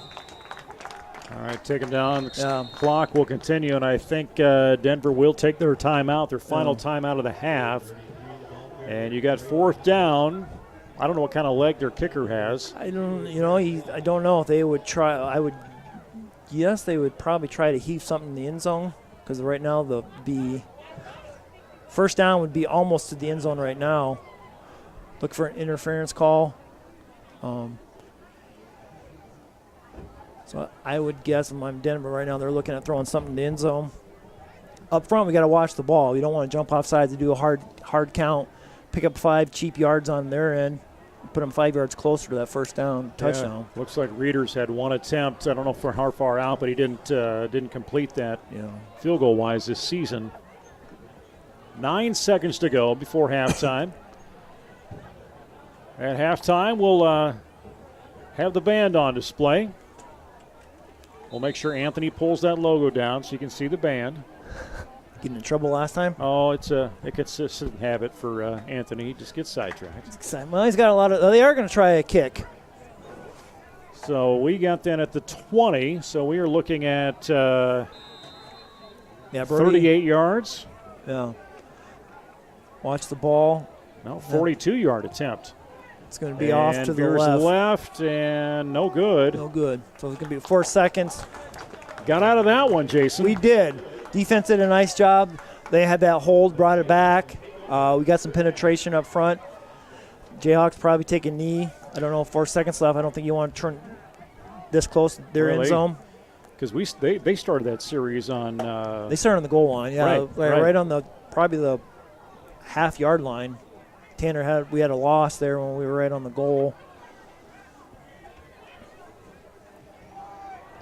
Yeah, we're going to go. Jason going underneath center, down the ball, going to make second half adjustments.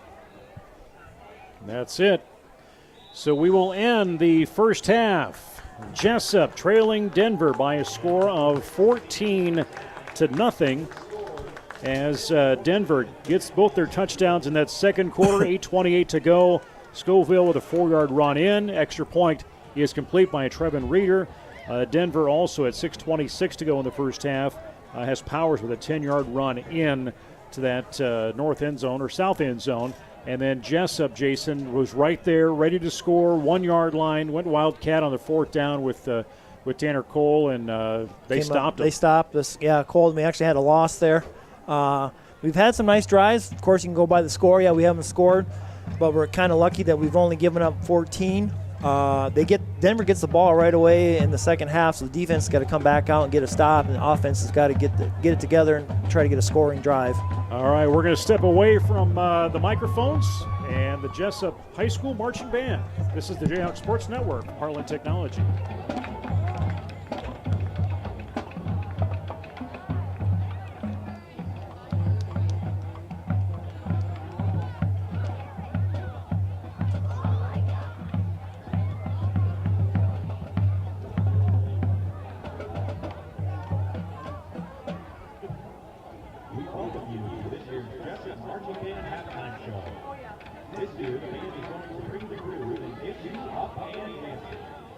We open tonight with the C&C Music Factory hit, Gonna Make You Sweat, more commonly known as Everybody Dance Now.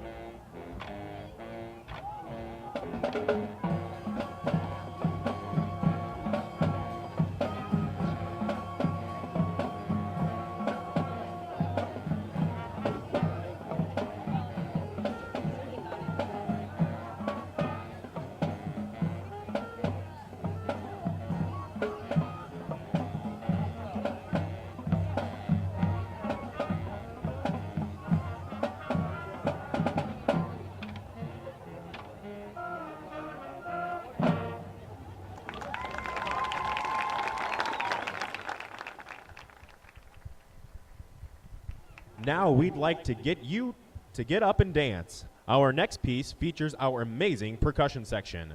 Please join the band and jump on it.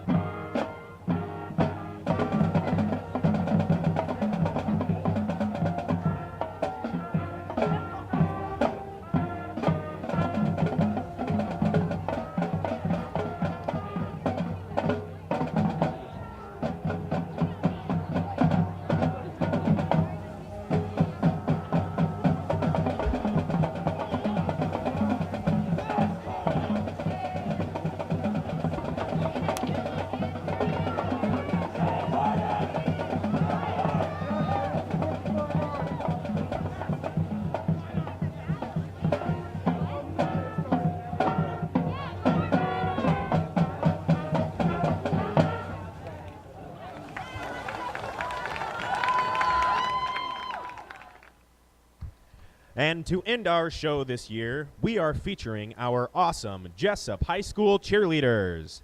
A big thank you goes out to our cheerleaders for being the band's biggest fans at all of the sporting events throughout the year. We love working with you. And now, here is the Taylor Swift hit, Shake It Off.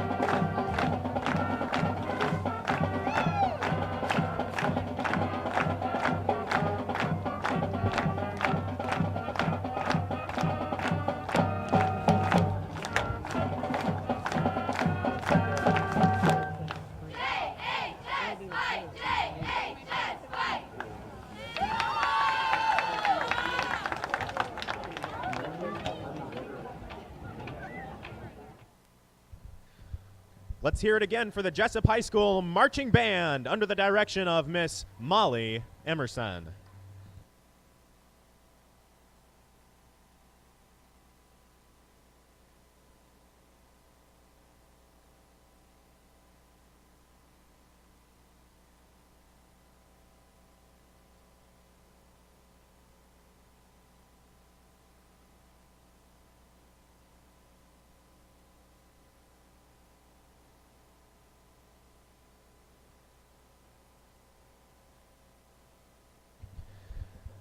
Tonight, we would like to recognize our youth flag football, junior Jayhawk, and middle school football teams.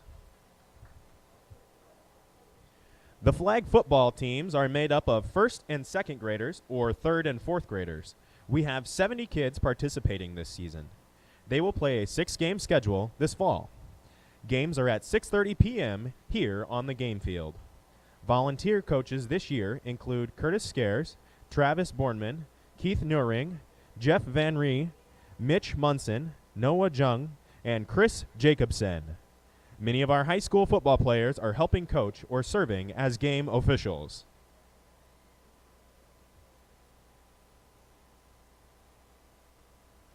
The junior Jayhawk tackle football teams are made up of 5th and 6th graders, and they will play on Sundays for 6 weeks this fall.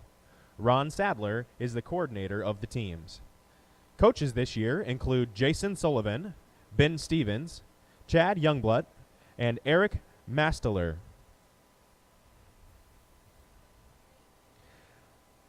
The middle school football team is coached by Steve Schmidt, Paul McCone, Jason Sullivan, and Ardell Oxner. They have a record of 1-1 so far this season. Their next home game is September 24th at 4:15 here on the game field. Let's give a good round of applause for all of our youth football programs here in Jesup.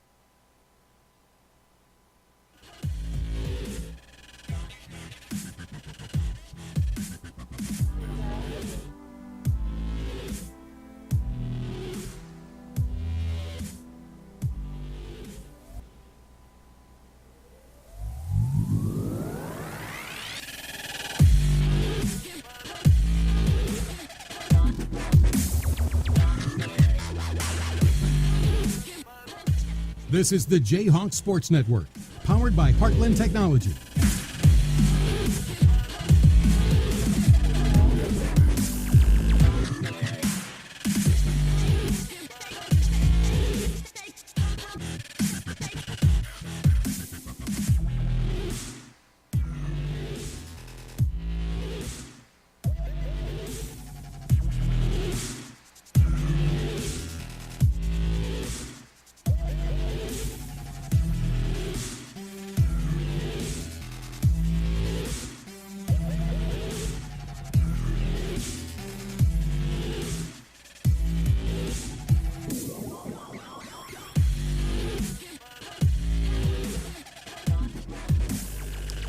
This is the Jayhawk Sports Network from Heartland Technology, and we are set to go. Second half is approaching. I'm Nate Klaber, Jason Pilcher joining me as we are inside the Lorian Sabres press box tonight.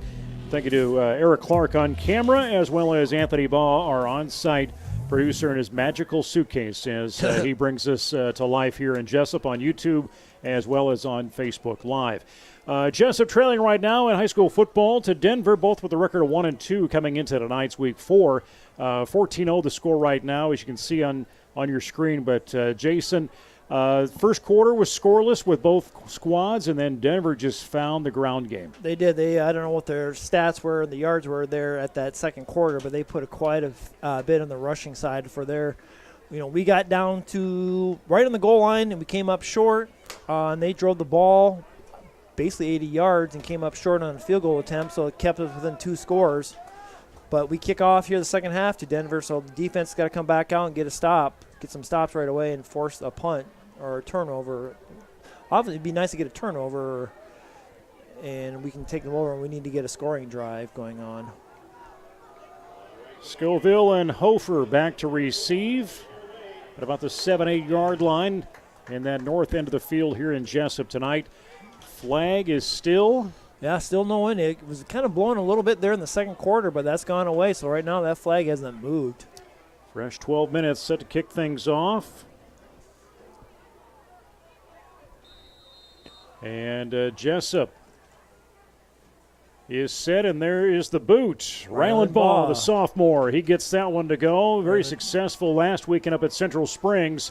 And the return not going to get very far as Tanner Cole brings him down. Yeah, they're going to be right on the 36, it looks like.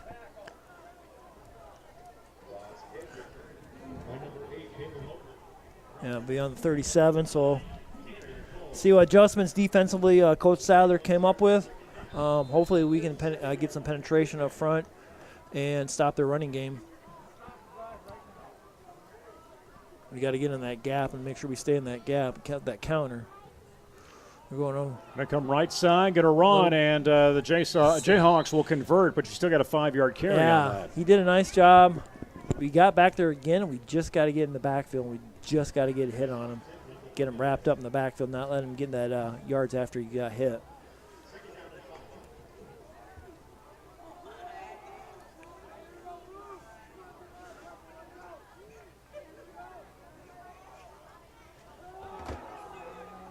Continue to get those 4 or 5 yard gain, and you see hold. a flag. I think we got to hold.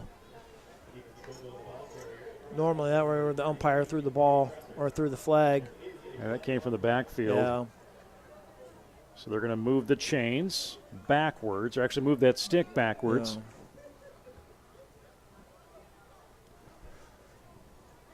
See if Jesup can take advantage of this, as that'll go back quite a bit. About the 33-yard line. I think that's Denver's still only second. I think that's the second time they got called for holding, but that's their only second penalty of the night. Going up Quick the middle. handoff, and there goes. We did a better job of shooting the ball. The Tanner sophomore, Cole. and maybe a yard on that. Cole with the hit. Yeah. Carcelino did a nice job getting the backfield. Made him stop for a while, and Tanner was able to come in and make the tackle. Good pursuit. Brings up a 3rd and long. Tanner's got blood all over his pants. He does. Wonders whose that is. Probably a mixture of both. Probably some of his, some other kids. It's all safe, I'm Yeah. sure.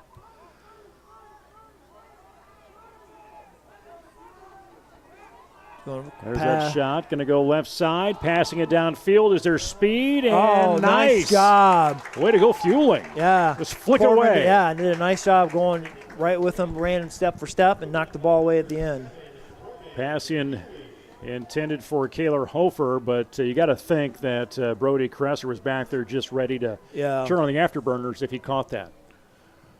Yeah, Brody does a nice job back there playing the center field, playing safety. He's got 3 or 4 interceptions on the season so far. And Trevin Reeder will punt. Ooh, nice. This will be his 9th one of the little season. Line drive, get away. And it's going to keep some momentum as it rolls past the 25. Mark maybe at the 24 as Jesup will start their first series of the second half. That's what we wanted. We got them in punt the ball offensively. See what we can do. Like I said, we moved the ball well in situations. We just couldn't score. So hopefully we can end that here in this drive. And that series for Denver only took about 90 seconds. Yeah.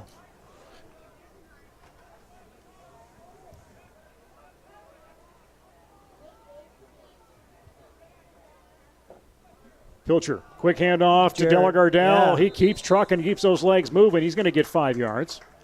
Nice job. Little quick hitter going right up there, and Jared did a nice little jump cut. Picks up 5. Clock's moving. Check the wrist, looking for the play. Clock at 18 on the play clock. That keeps moving. Line tight. Ball's going to get bobbled around. I think Denver's going to have it. Low snap.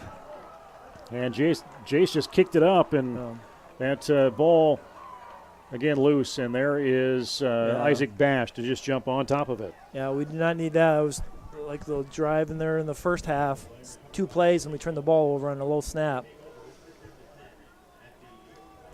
So the second turnover of the game, again, counts against Jesup in Denver. Yeah, it puts the ball right in their inside. Almost. There, we did a better job penetrating. That ball is loose. It's our ball now. Tanner Cole. Wow. That happened in the Northland game. Right in there. I'm going to check this replay. I'll watch again on Facebook. My feeds we're about 10 or 12 seconds off. So I'm going to see where that play comes in as the defense comes back on the field for Denver. That's a quick turnaround.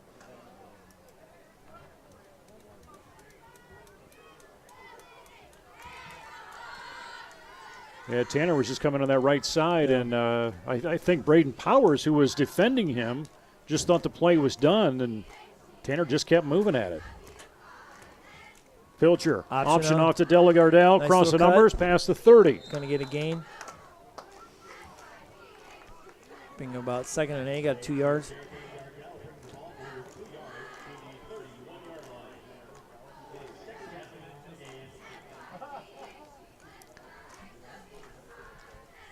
Positive yards.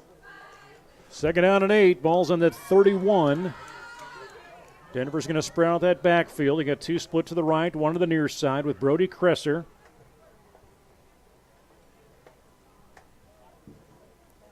It's waiting for some motion. But a quick over to Kresser. He cuts in, finds that ball, down. Gets the 46-yard line.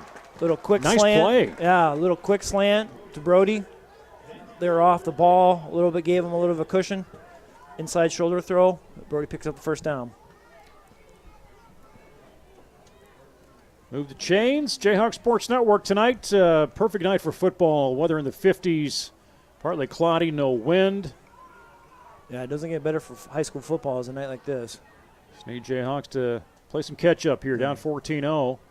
There's fueling in motion and a little bit of an opening at the line of scrimmage. I'm not sure he's going to get any gain on that. It looked like a gain in Denver. They collapsed, so we got about just a front of the line. Yeah, maybe half a yard or a yard Della Gardell will get. Yeah. Looked like the gap was there, and then Denver didn't allow it. Jared did a nice job trying to get to the hole, but it collapsed on him. Kresser Cole near side. Kresser checks his feet with the official. Next Sadler at center.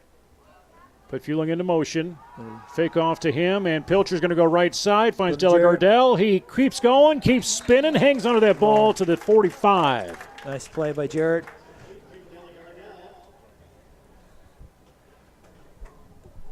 Jarrett got about 3 or 4 extra yards on that play by making that turn and get up the field. Brings up a little bit third and manageable. Kind of close to that 4 down. Hopefully you can pick up the first down here so we don't have to worry about it. Dyke New Hartford and AP tied at 14. I think Seems to Dyke's be, lost 2 in a row. That's third quarter. Tanner Cole, near side to far side. They're going to keep that ball on the First ground. down. Tuck it and go. Yeah, Jarrett did a nice job covering the ball, getting through there, and picked up the first down going forward.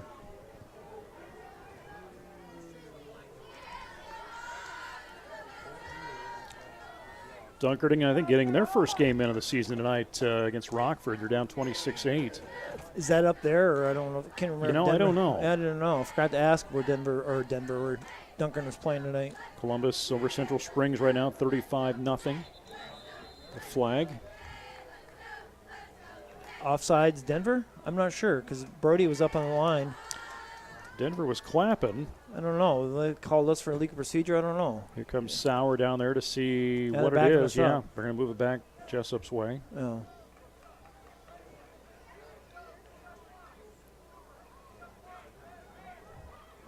Cedar Falls trailing Hempstead 14-13 at half. Yeah, I gave Sauer the explanation. Sauer seems fine with it. Yeah, that backs us up.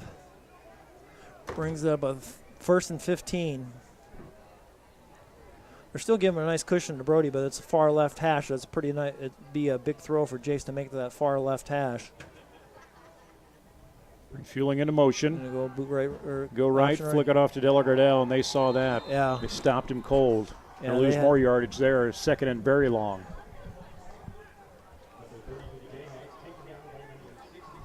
Yeah, it's going to bring up.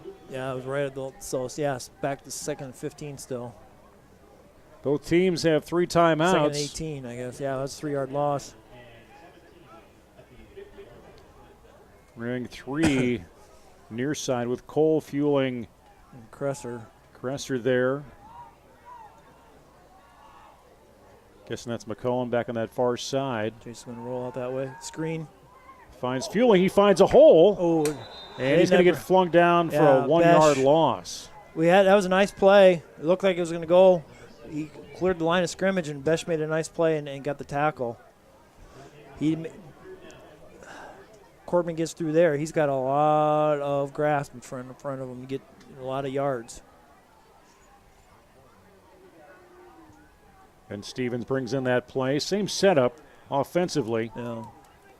Anyway, that's a play to come back to another couple drives. Remember that play? It was there. Pilcher drops back 7-8 yards. Looking downfield. He's got plenty of time, pretty protection, but Yeah, no one he was was going open. to try and go on his own, get Yeah. closer to the line of scrimmage, and he gets taken down. So it's 4th and very long Yeah. from the 50-yard line. Or And punt. Jessup's punt team will come out. That's our first punt of the night. Yeah, And who everybody was gets covered honors? downfield. Looks like Tanner Cole's going to get the honor for the yeah. punt. So, yeah, Tanner or Jace did a nice job trying to get something out of it. Everybody's covered downfield instead of forcing an interception or ball that could get picked off. Try to run for it. 5:24, third quarter.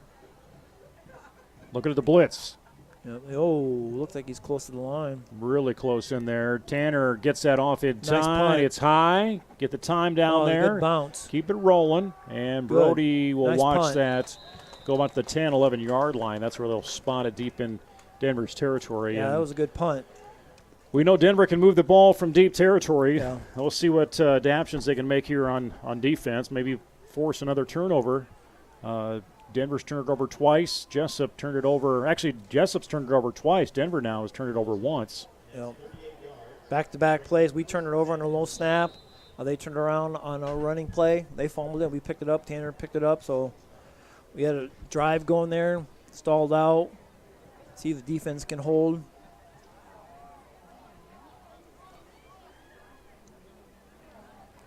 Besh under center. He's Going going to get outside. that quick handoff. Nice Coming there. aside to That's Hofer, better. and nice coverage Good. defensively. Parker McCone did a really nice job turning that inside, coming up from the corner position and turning the running back into the inside. And Bryce Glider did a nice job with the tackle. Even though he doesn't go in the stat book, Parker McCone did his job and made that, even though he doesn't get credit for that tackle, but that was all Parker.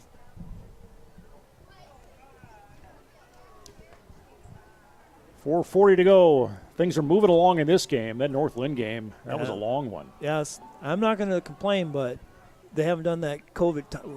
That's better. Matt McGill, Jared Delgardell in the tackle. Across that 15. Brings up 3rd and 5.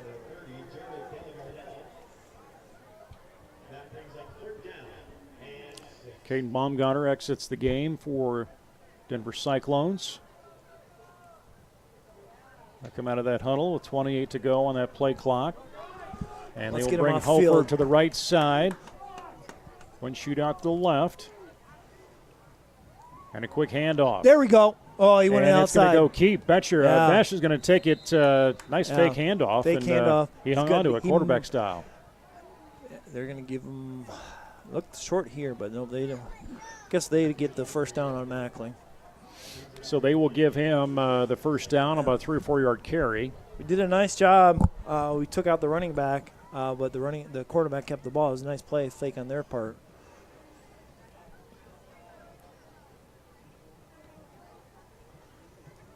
Keep it on that left side and try and keep it on the ground. Doesn't move too far with Scoville. Yeah, Jesus was in there. Matt McGill.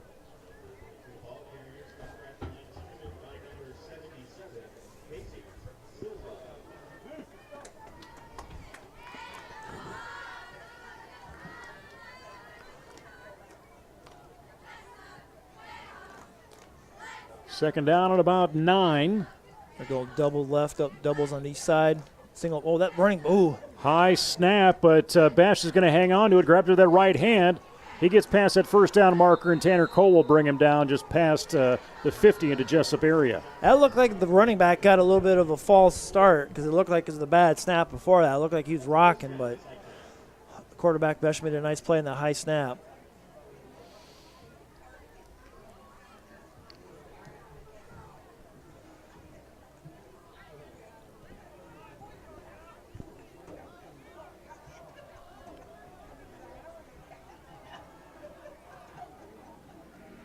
Going right up the middle.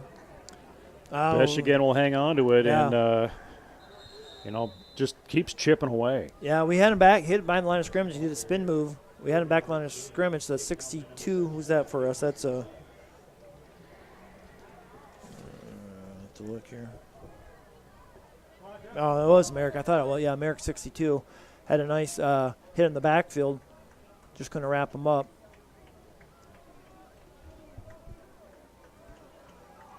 Bergmeyer and Scoville. Receivers to the right. They're going to keep that thing on the ground, and Bash will keep it again. Finds Hold. openings, finds a flag on that right side. He does go down about the 30. Yeah, I think they're going to get 22 on a hold on Parker Cohen. Either it's a. Yeah, Okay, that helps Jesup. yeah. Yeah, 22 pulled up on Parker's jersey. Denver maybe getting a little too comfortable right now. Yeah. Get that 14-0 lead. 2 minutes to go, third quarter. Talk about a quick third period.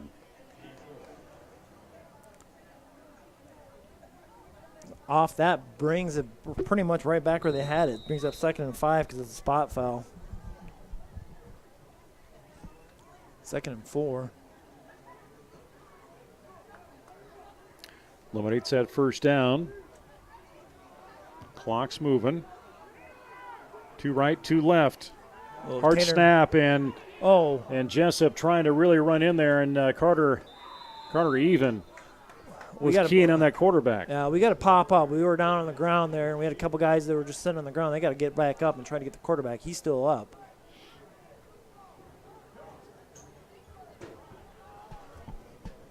Our defense has been on the field quite a bit tonight. They have.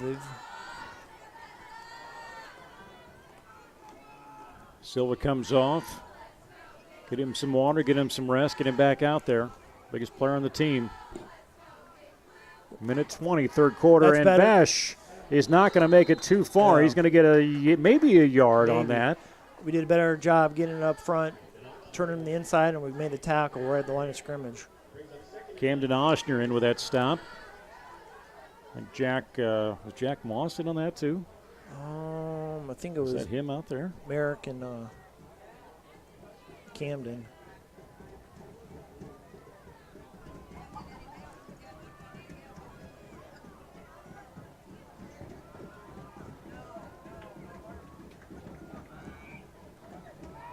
Blitz. Carter Evans coming there. Got time to throw it, going downfield, and he has it. Wow, 38-yard play and no flags, but That was a nice pass. Yeah, Brody and Corbin got kind of mixed up in there, and he got inside the pylon for that touchdown. who was that? Was that Powers? Could have been. Carter even did a nice job getting back there and forcing the pass, but he just had everything. He got to step into the ball and threw a nice ball. There's Braden Powers on that reception, 38 yards, and now here's the extra point attempt. Trevin Reeder, and that is good. Wow. I don't know. The referees there took a while to look at each other. All three of them looked at each other, and then they put their arms up in the air. 34 seconds to go. Denver on a pass play, 38 yards, I believe, to Powers. And the extra point's good, makes it 21-0. And it's those big plays. And that's, I remember saying beforehand, you got to watch that big play tonight. Yeah. And they've had plenty of those opportunities to get downfield, and Cresser's been there for a number of stops in those long balls. That one right there, he just got into right inside the pylon. It was a nice throw. Corbin and Brody just kind of made a little miscommunication on who was taking the guy, and he snuck in the end zone. So we will see Jesup go back on the receiving end. Brody Clark Herbert, a junior, along with Brody Cresser, the senior. Cresser on that far side. Spot back at that 5-yard line. And you see right there on your screen, place kicker Trevin Reeder.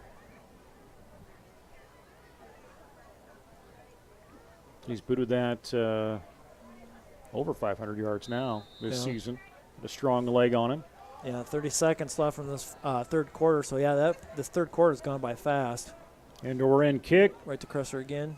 He'll pick that up at the 10 and looking for an opening, and he's going to hang on to that ball and get stopped just shy of the 35, just past the 20, or just shy of the 30.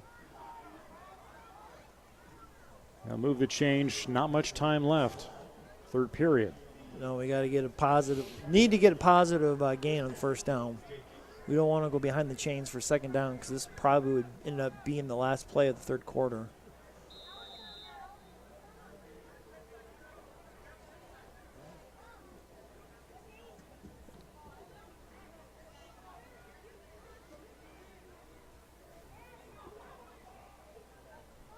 Pilcher gets that snap. He drops Blitz. back and a quick blitz in, but Brody Cresser will bobble a little bit, but get past the 30.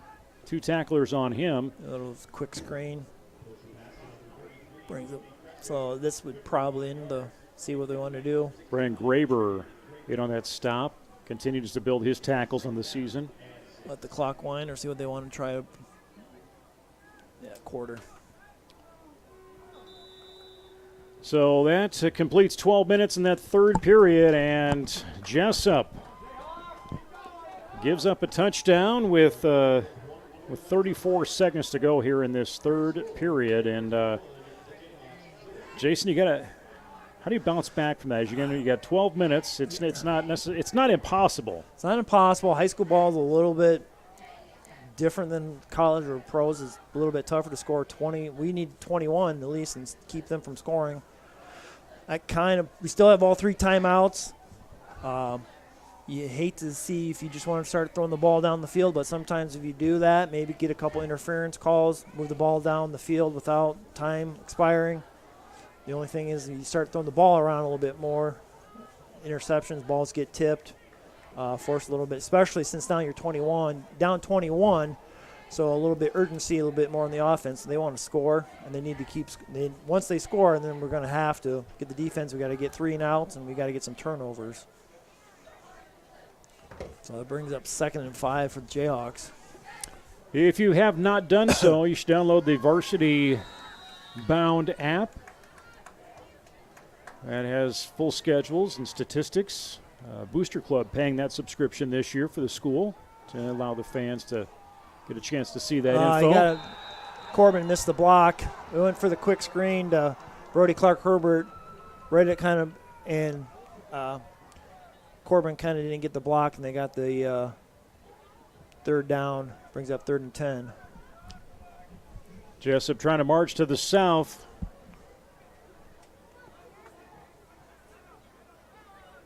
Three to the far side again.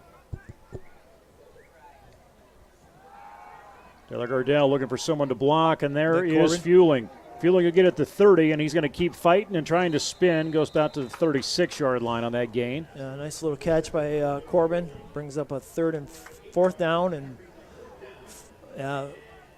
just about a yard. Watch the ball. See if Jace can get a hard count. He's had that happen in the past where he's done a pretty hard count. See him get a jump off sides. Yeah, they're going for it here on that 4th and short. And Denver's defense, I'm sure, keying in on this stop. Yeah. They were able to do it on the goal line in that 2nd quarter. See if they can do it here. Pilcher. He's going to go under center, and he finds a hole. He gets past the 45, off to the races. There's a block in the backfield and continue to move on. Hiking and pushing to the 5-yard line. Nice run. Needed one to get a first down, but he goes all the way to the 5. Got the ball in front of him, got close to the goal line. Needed a yard and got about 35. Give credit to Brody Clark-Herbert. Yeah, Brody Clark did. BCH had a nice block. Kept protecting him as he was moving downfield. He just kept finding the opening. Give credit to that offense. Yeah. They just kept opening the holes. Timeout. I believe it's is it official timeout or no? Denver Jessup's called gonna it. take it. Denver called the timeout. So Denver takes a timeout after a huge play that took Jesup. What do we got? Almost 75 yards downfield. Yeah. They can spot that at the 5. Yeah. Kept the 60 ball yards actually downfield. Was it 60? It was a nice run. He got a little push there at the end. Got a couple, 3 or 4. See, now we're on the 5-yard line. We need to. This is go time here. We have to score, and then we got to think about either 2 or 1. But I think you go for 1. Yeah, you got Jacob. For 2. Jacob Yexley down there practicing his PATs. Did a great job last week. All those soccer kids that knows how to boot that thing up. They do. All right, first down and goal on the 5. Pilcher's going to roll left. He's going to tuck it under that left side. Can he get around? No, there's some Cyclones there to stop him. Going to right at about a line of scrimmage, or maybe a little bit of a no gain. Movement, but no gain. I'd like to see, Brody Cresser's on that left side. Do a quick slant to Brody coming in see if we can get that slant. He's got one-on-one coverage. Get to that back corner. Nope, Delagardelle, he is going to get stopped at line of scrimmage. They were keying on that. Yeah. And credit Logan Beatty, the freshman. 6'1", 260 freshman. Wow. He got the stop.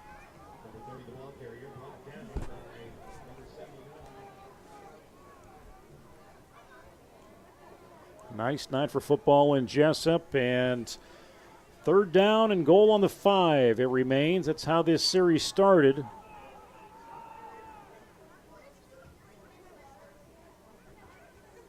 Oop. Denver got back. Got back at time. No jump there. Rolling now out. Pilcher's going to come the other side. Oh, and there's the interception. And that is not what we needed to see at that point. And Denver was ready for that, and Give credit to Ty Brady, a sophomore. Gets that stop, gets that interception. Wow. Yeah. 2 times in deep territory that Jesup has to give the ball back. Yeah. Came up a little short on that throw. He was running out to his right. And to get his feet set and just kind of lobbed it up there, and Denver came underneath the ball. Well, see if the defense can hold again. We gave it up once and got it back. Let's see if we can do it here. Yeah. 9:05 to go in this game, and Jesup quick in on that blitz. I'm not sure if there's a loss there. Yeah, they're going to say 1 yard loss. Yeah, 1 yard loss on Besh as he gets taken down.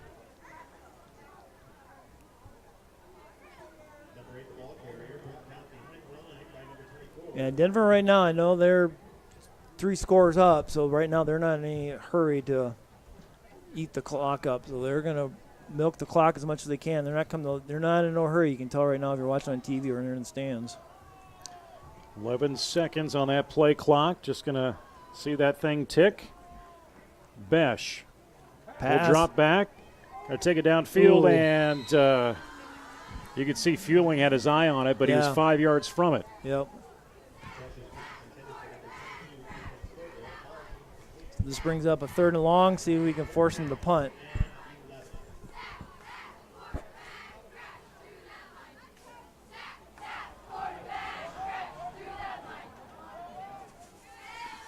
Up front, the boys need to get back there. Put some pressure on him. Don't let him get a clean pocket. Make him throw off his back foot. Maybe he can throw an interception. Jared was we're paying attention right there. Ooh. Yeah, we got lucky there. Jared wasn't paying attention to the line of scrimmage. He was still looking when they snapped the ball. Yeah, there was still some adjustments being made on defense. Just trying to find their places. You could see where coaches were yelling where they had to be. Yeah.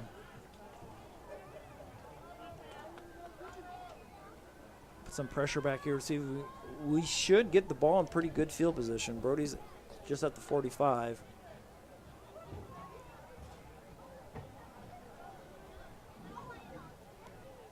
Fourth down and long, and there goes the punt. Reeder will kick that one off, bounce at the 50. It's going to keep rolling, and Kresser's going to tuck it. Get 2. And he's going to try and see if he can gain more yards, but they were sure trying to strip that ball. Yeah, they were, and it looked like it. And he was not going to give it up. No, but he took a pretty good shot there when he's on the ground. Took one in the helmet almost. He's popping up. Tough kid.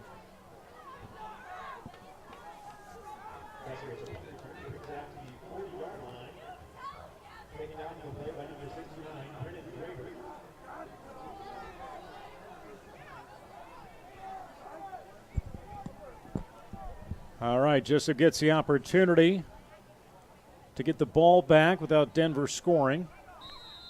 Denver, I think. Well, no, I thought you heard timeout, but they're not. Pilger, quarterback, looking far down, and nice catch by Tanner Cole. Hands up, First ball down. in. Right in the middle of the field. Stops the clock, move the chains. That was executed exactly how it needed to happen. Yeah. So into Denver territory again. Jesup trailing 21-0. Certainly don't want to see a goose egg again. No. Like we saw in week 2. But again, they're going to launch that up. Nice arm, and Kresser pulls it in. Brody did a nice job. How about that? Had one-on-one coverage going on top. Over the shoulder throw. Came right through. I'd go back to him again on the slant. I would see if Brody can get it on the inside slant.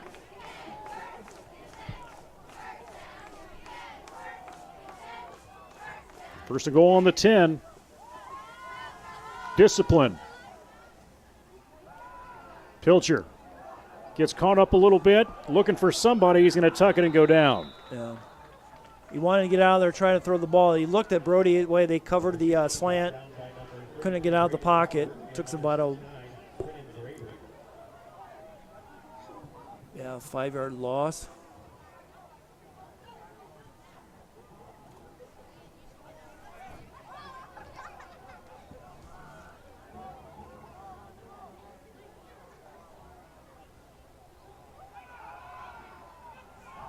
Fire to the right side this time, and still not going to be enough to get past that original line of scrimmage as Brody Clark-Probert had it. BCH.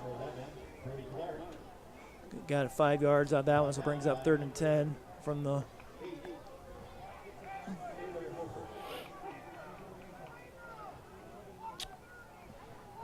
Field goal is not an option. No. Touchdown, and then we go from there with onside kicks or whatever we got to do. We got to score. We got to score a touchdown.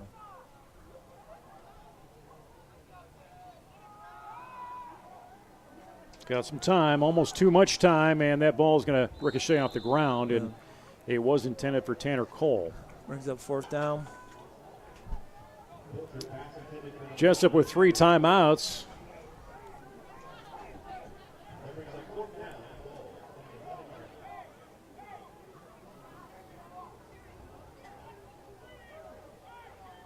Play clock at 23. See what we dial up. It's got to go in the end zone.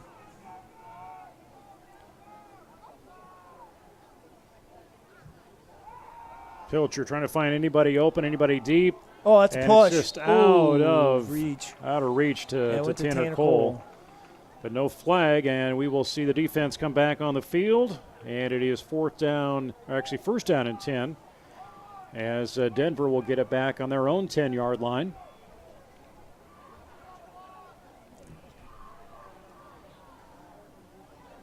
I would expect Denver right now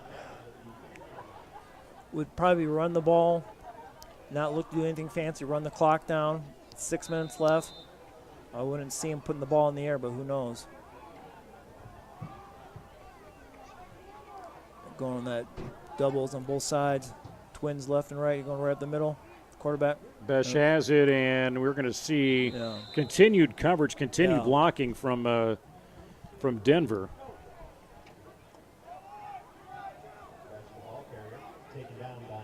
Big gain of about 8 yards.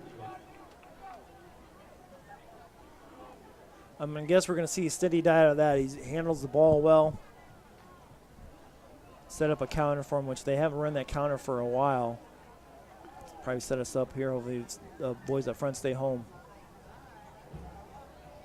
Going right up, follow the running back lead play, pick up the 1st down. Yeah, at this point you're up 21-0, and you're just going to keep running that ball as long as you continue to. He's just waiting for the running back to go right in front of him. He's just using him as a lead blocker.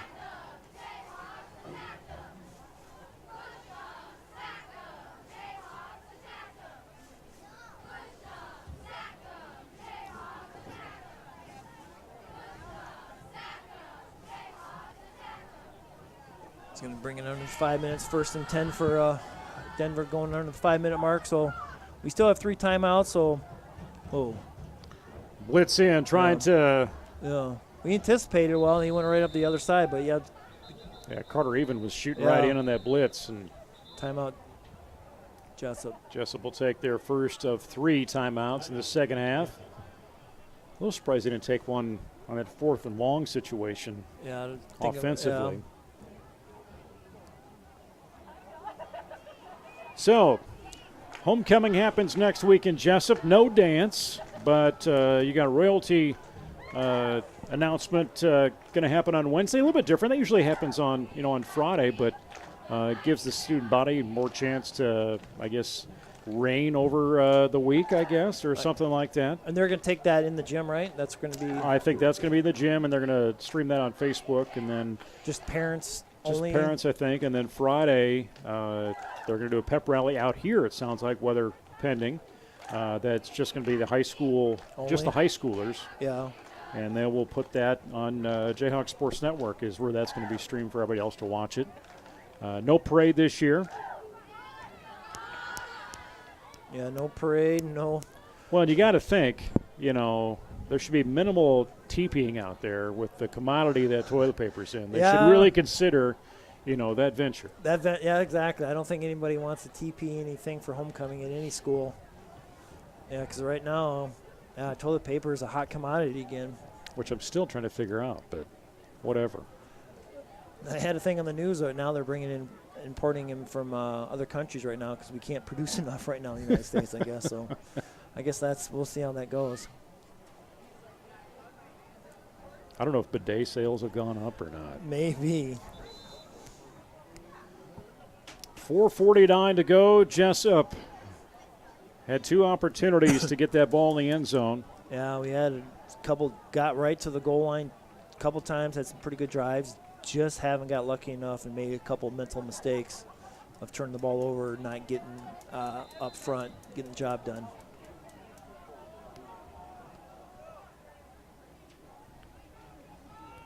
Okay, it was a ground game that won it last week for him against Sumner Fred, Denver. And Jesup holds back on that start, and Jessup's going to get tripped on it. Well, did we cross the line? No, or no, they're going to say Denver went first. Say we flinched, but we didn't cross the neutral zone. So, yeah, in the 2 wide receivers on this left side, they took off. We flinched, but we didn't cross the line.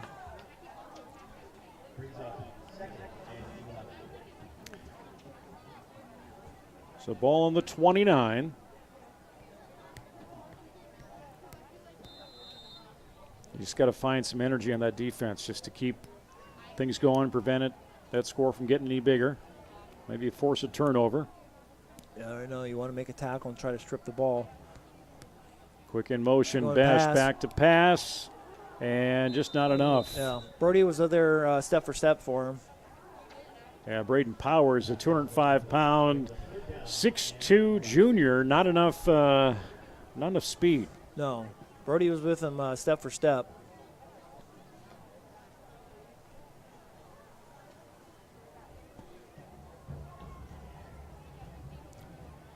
Thanks for following along on Facebook tonight, as also on YouTube.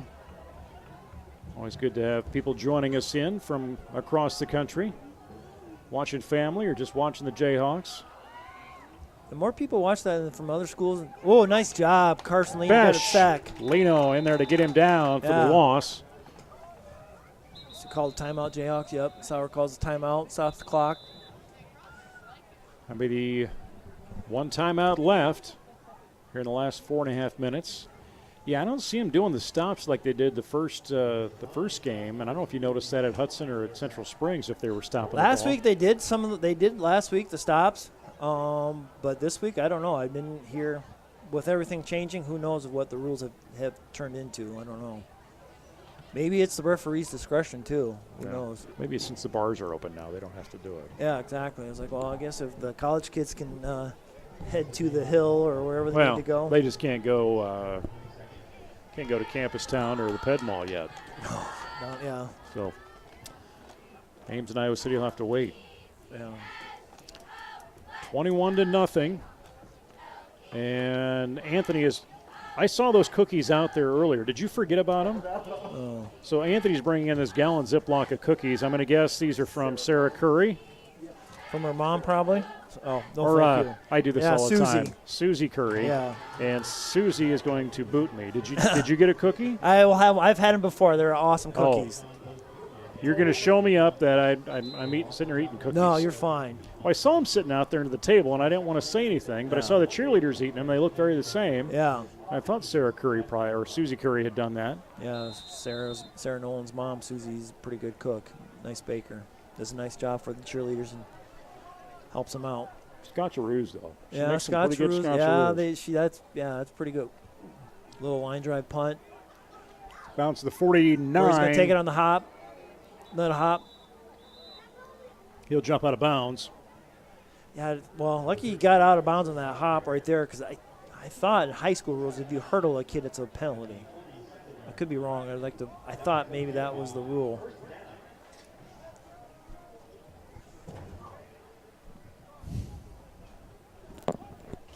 So that offense gets another opportunity for Jesup. See what we can get done here. I still like Brody's chances on that left side. Try to work the sideline again.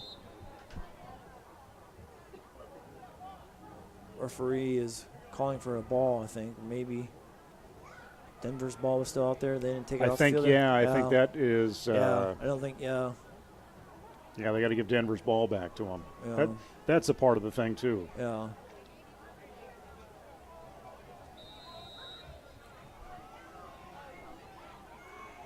Under 4.5 to go in this game. Pilcher sees BCH right side. He'll tuck it and go on his own. He's going to gain that first down, get out of bounds, and stop that clock.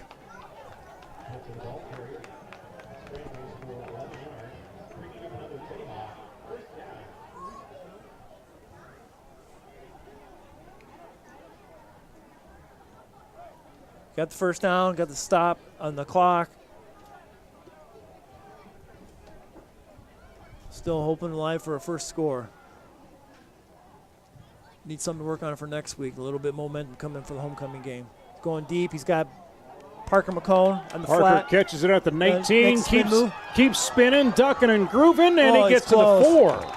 Parker McCone, couple nice plays. Some nice moves. Gained about 10 yards more after that catch.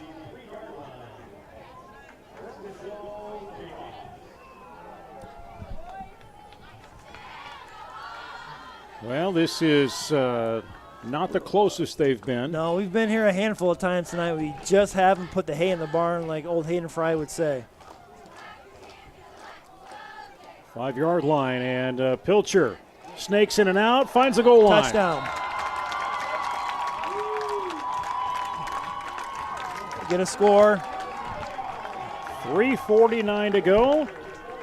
Jesup finally gets the touchdown that they've been eluded in the second quarter, eluded in the third. Jacob Yuxley on to kick the extra point. Now it comes down to 3.5 minutes left. Onside kick. Who kicks the onside kick for us? I would guess we're doing onside kick. And that's going to go left. Yep, just a little bit push left. So with 3:49 to go in this game, Denver holds the lead, 21-6 on the Jesup Jayhawks after a 5-yard run into that south end zone by Jace Pilcher, the quarterback. And special teams coach and head coach Tim Sauer will bring his unit in to try and see what their step is and who's going to get the nod to maybe try and get that onside. I mean, I'm guessing right now that's what Coach Sauer's probably telling them. And we got Rylan Ball, looks like is going to get, a sophomore. Let's see what he can do. Rules have changed, like in the pros and onside kicks. You can't load up on one side like you used to be able to do, and you can't take a running start. You used to be able to do that too, the onside kick. So now they've changed all that for a little bit of safety reason for both sides. That's a pretty good collision within 10 yards of the ball. So they've changed that rule the last few years for a little bit of safety reason. So I would guess that Denver right now is bringing their hands. They've got pretty much their hands unit coming up on the field. And as far as for Denver, the coach has probably told them that ball comes to you, you get on the ground, and you just cover up. You don't worry about trying to pick up the ball and running. He's got to get that 10 yards. Yeah, I forget what percentages in the NFL when they show how many onside kicks are not successful, but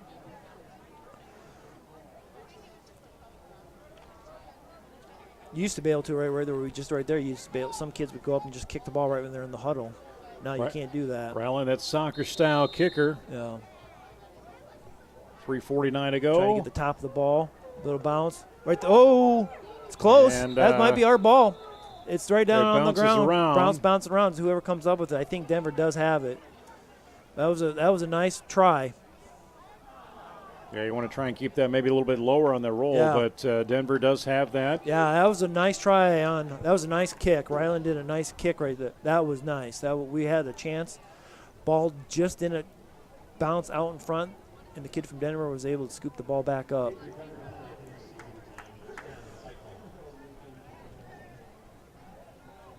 Now, if you're Denver, you're not throwing the ball. We've got to get a stop. We've got to punch that ball out. We got to get a turnover. And Besh will hang on to it, jumps over the line of scrimmage, gets a couple yards. Yeah. Again, we got to the backfield. He's just going right through there. He's going right past. He does a little jump cut and gets past the defender. If we can get a hat on him right there at that time, then we can maybe get the ball loose. Jesup will take a timeout. There is none left for them. Denver does have 2. I don't know if you see that. I don't know if I've shared that with you. There's I don't know what you call them on Snapchat, kind of a story thing that I think it's a team out of Texas that always does onside and always goes for 2. And always never punts. Never punts. Yeah, No. I forget. Yeah, it's either Texas or you. I remember seeing that. I didn't see it there, but I saw it on either on ESPN or something last year. They showed the coach. He goes, "I never punt. I always kick it on an onside kick." Yeah, they've got a soccer style. She's a girl kicker, but she'll spin that ball. Yeah. And, you might as well play your odds and see if you can make it happen. But, at least if you're playing them, you know what's going to happen. Yeah. Yeah, I saw, like I said, I saw a special on it, and the coach talked about it. And he had a rule of the odds. He had one of those guys. He had all the numbers on the chart and just, went through it. And he goes, I'll play the percentages.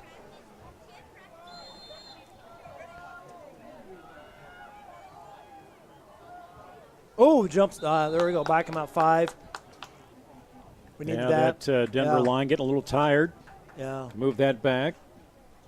Right tackle took off. Backs him up 5 yards, and the clock's, we had the clock stop because of the timeout.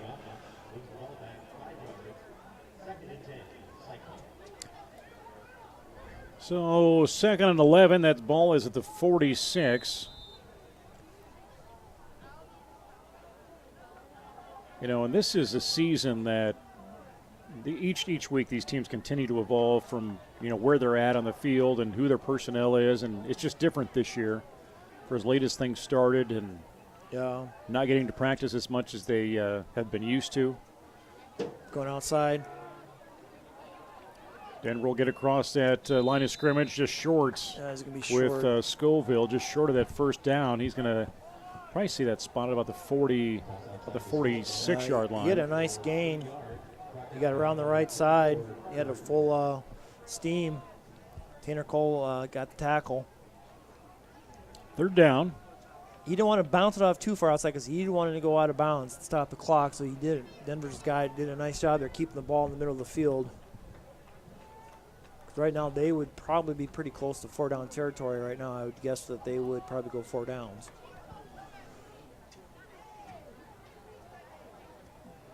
Quick snap. Bash again will hang on to that. First, finds the opening, finds the first down, just past the 40-yard line into Jesup's territory.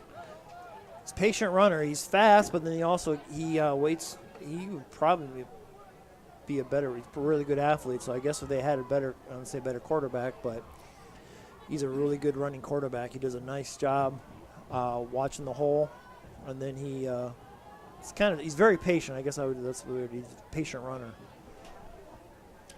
Yeah, he's had, just coming in tonight, 33 carries, 57 yards. About 17 yards per carry. Yeah. Before tonight. And he'll tuck it and go again. Yeah, I'm Might guessing. as well keep doing what works. I'm guessing that tonight on stat-wise, that both quarterbacks are probably going to be the leading rushers.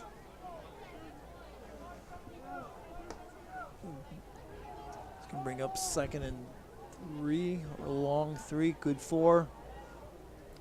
Clock keeps running for Denver now. We have no timeouts, and they're in no hurry. McGill comes in for Jesup.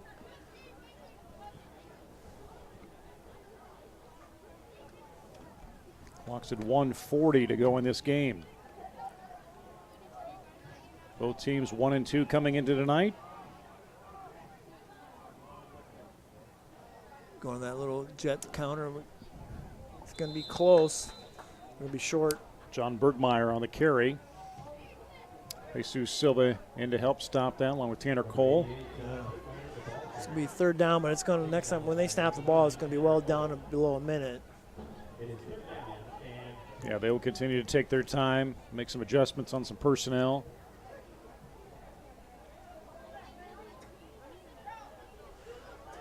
So now the Jayhawks, after this, they get ready for I don't think we've ever played Osage that I can remember ever. Yeah, I'll have to look ahead to I see. don't know how they did tonight, but I know they had some quarantine, so I think they have and he's going to pick up the first down. That's pretty much going to be it. Yeah, Osage coming in to tonight. They are 0-2. I don't know if they must have missed a game in there. Yeah, they had to sit out. They got quarantined, so they had to sit out. Yeah, it must have been a week before last. Yep. Lost to St. Ansgar 35-12 in the opener. Had the week off. Came back. Columbus beat him 34-7. Which St. Ansgar is one of the best programs around the state. They're pretty good.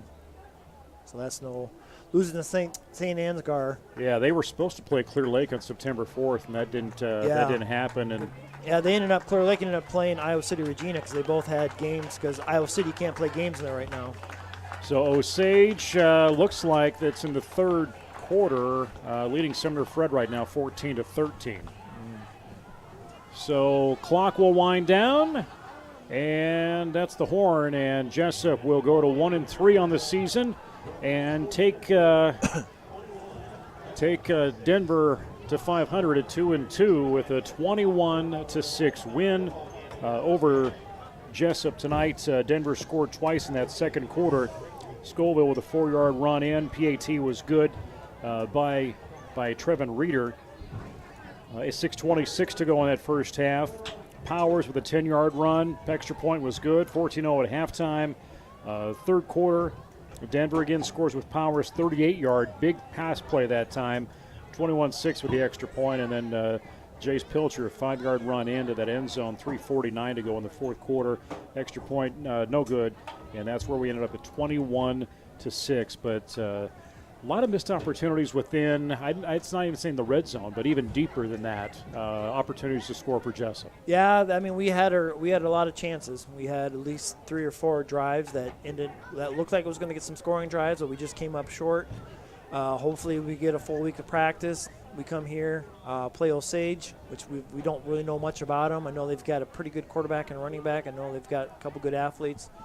So we'll see what happens, and we'll go from there and see if we can pull out a homecoming win.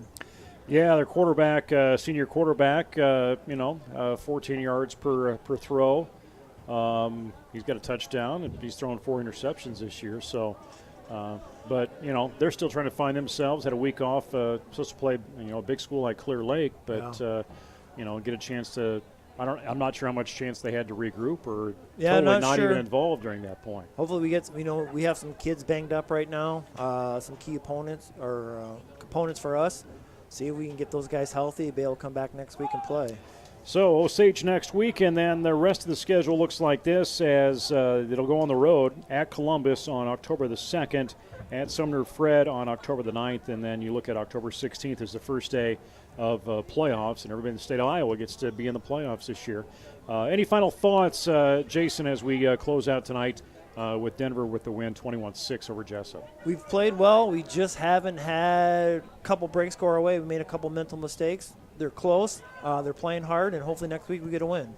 So as we get ready for homecoming next week, and we invite you to watch Jayhawk Sports Network on Friday in the afternoon for the pep rally, and the game we'll have for you as well as we'll be back up here. I want to thank Anthony Baugh, our on-site producer, as well as Eric Clark, who is on camera tonight, and executive producer Tony Lang. I'm Nate Claiborne for Jason Pilcher tonight. Final score, Jesup losing to Denver by a score of 21-6.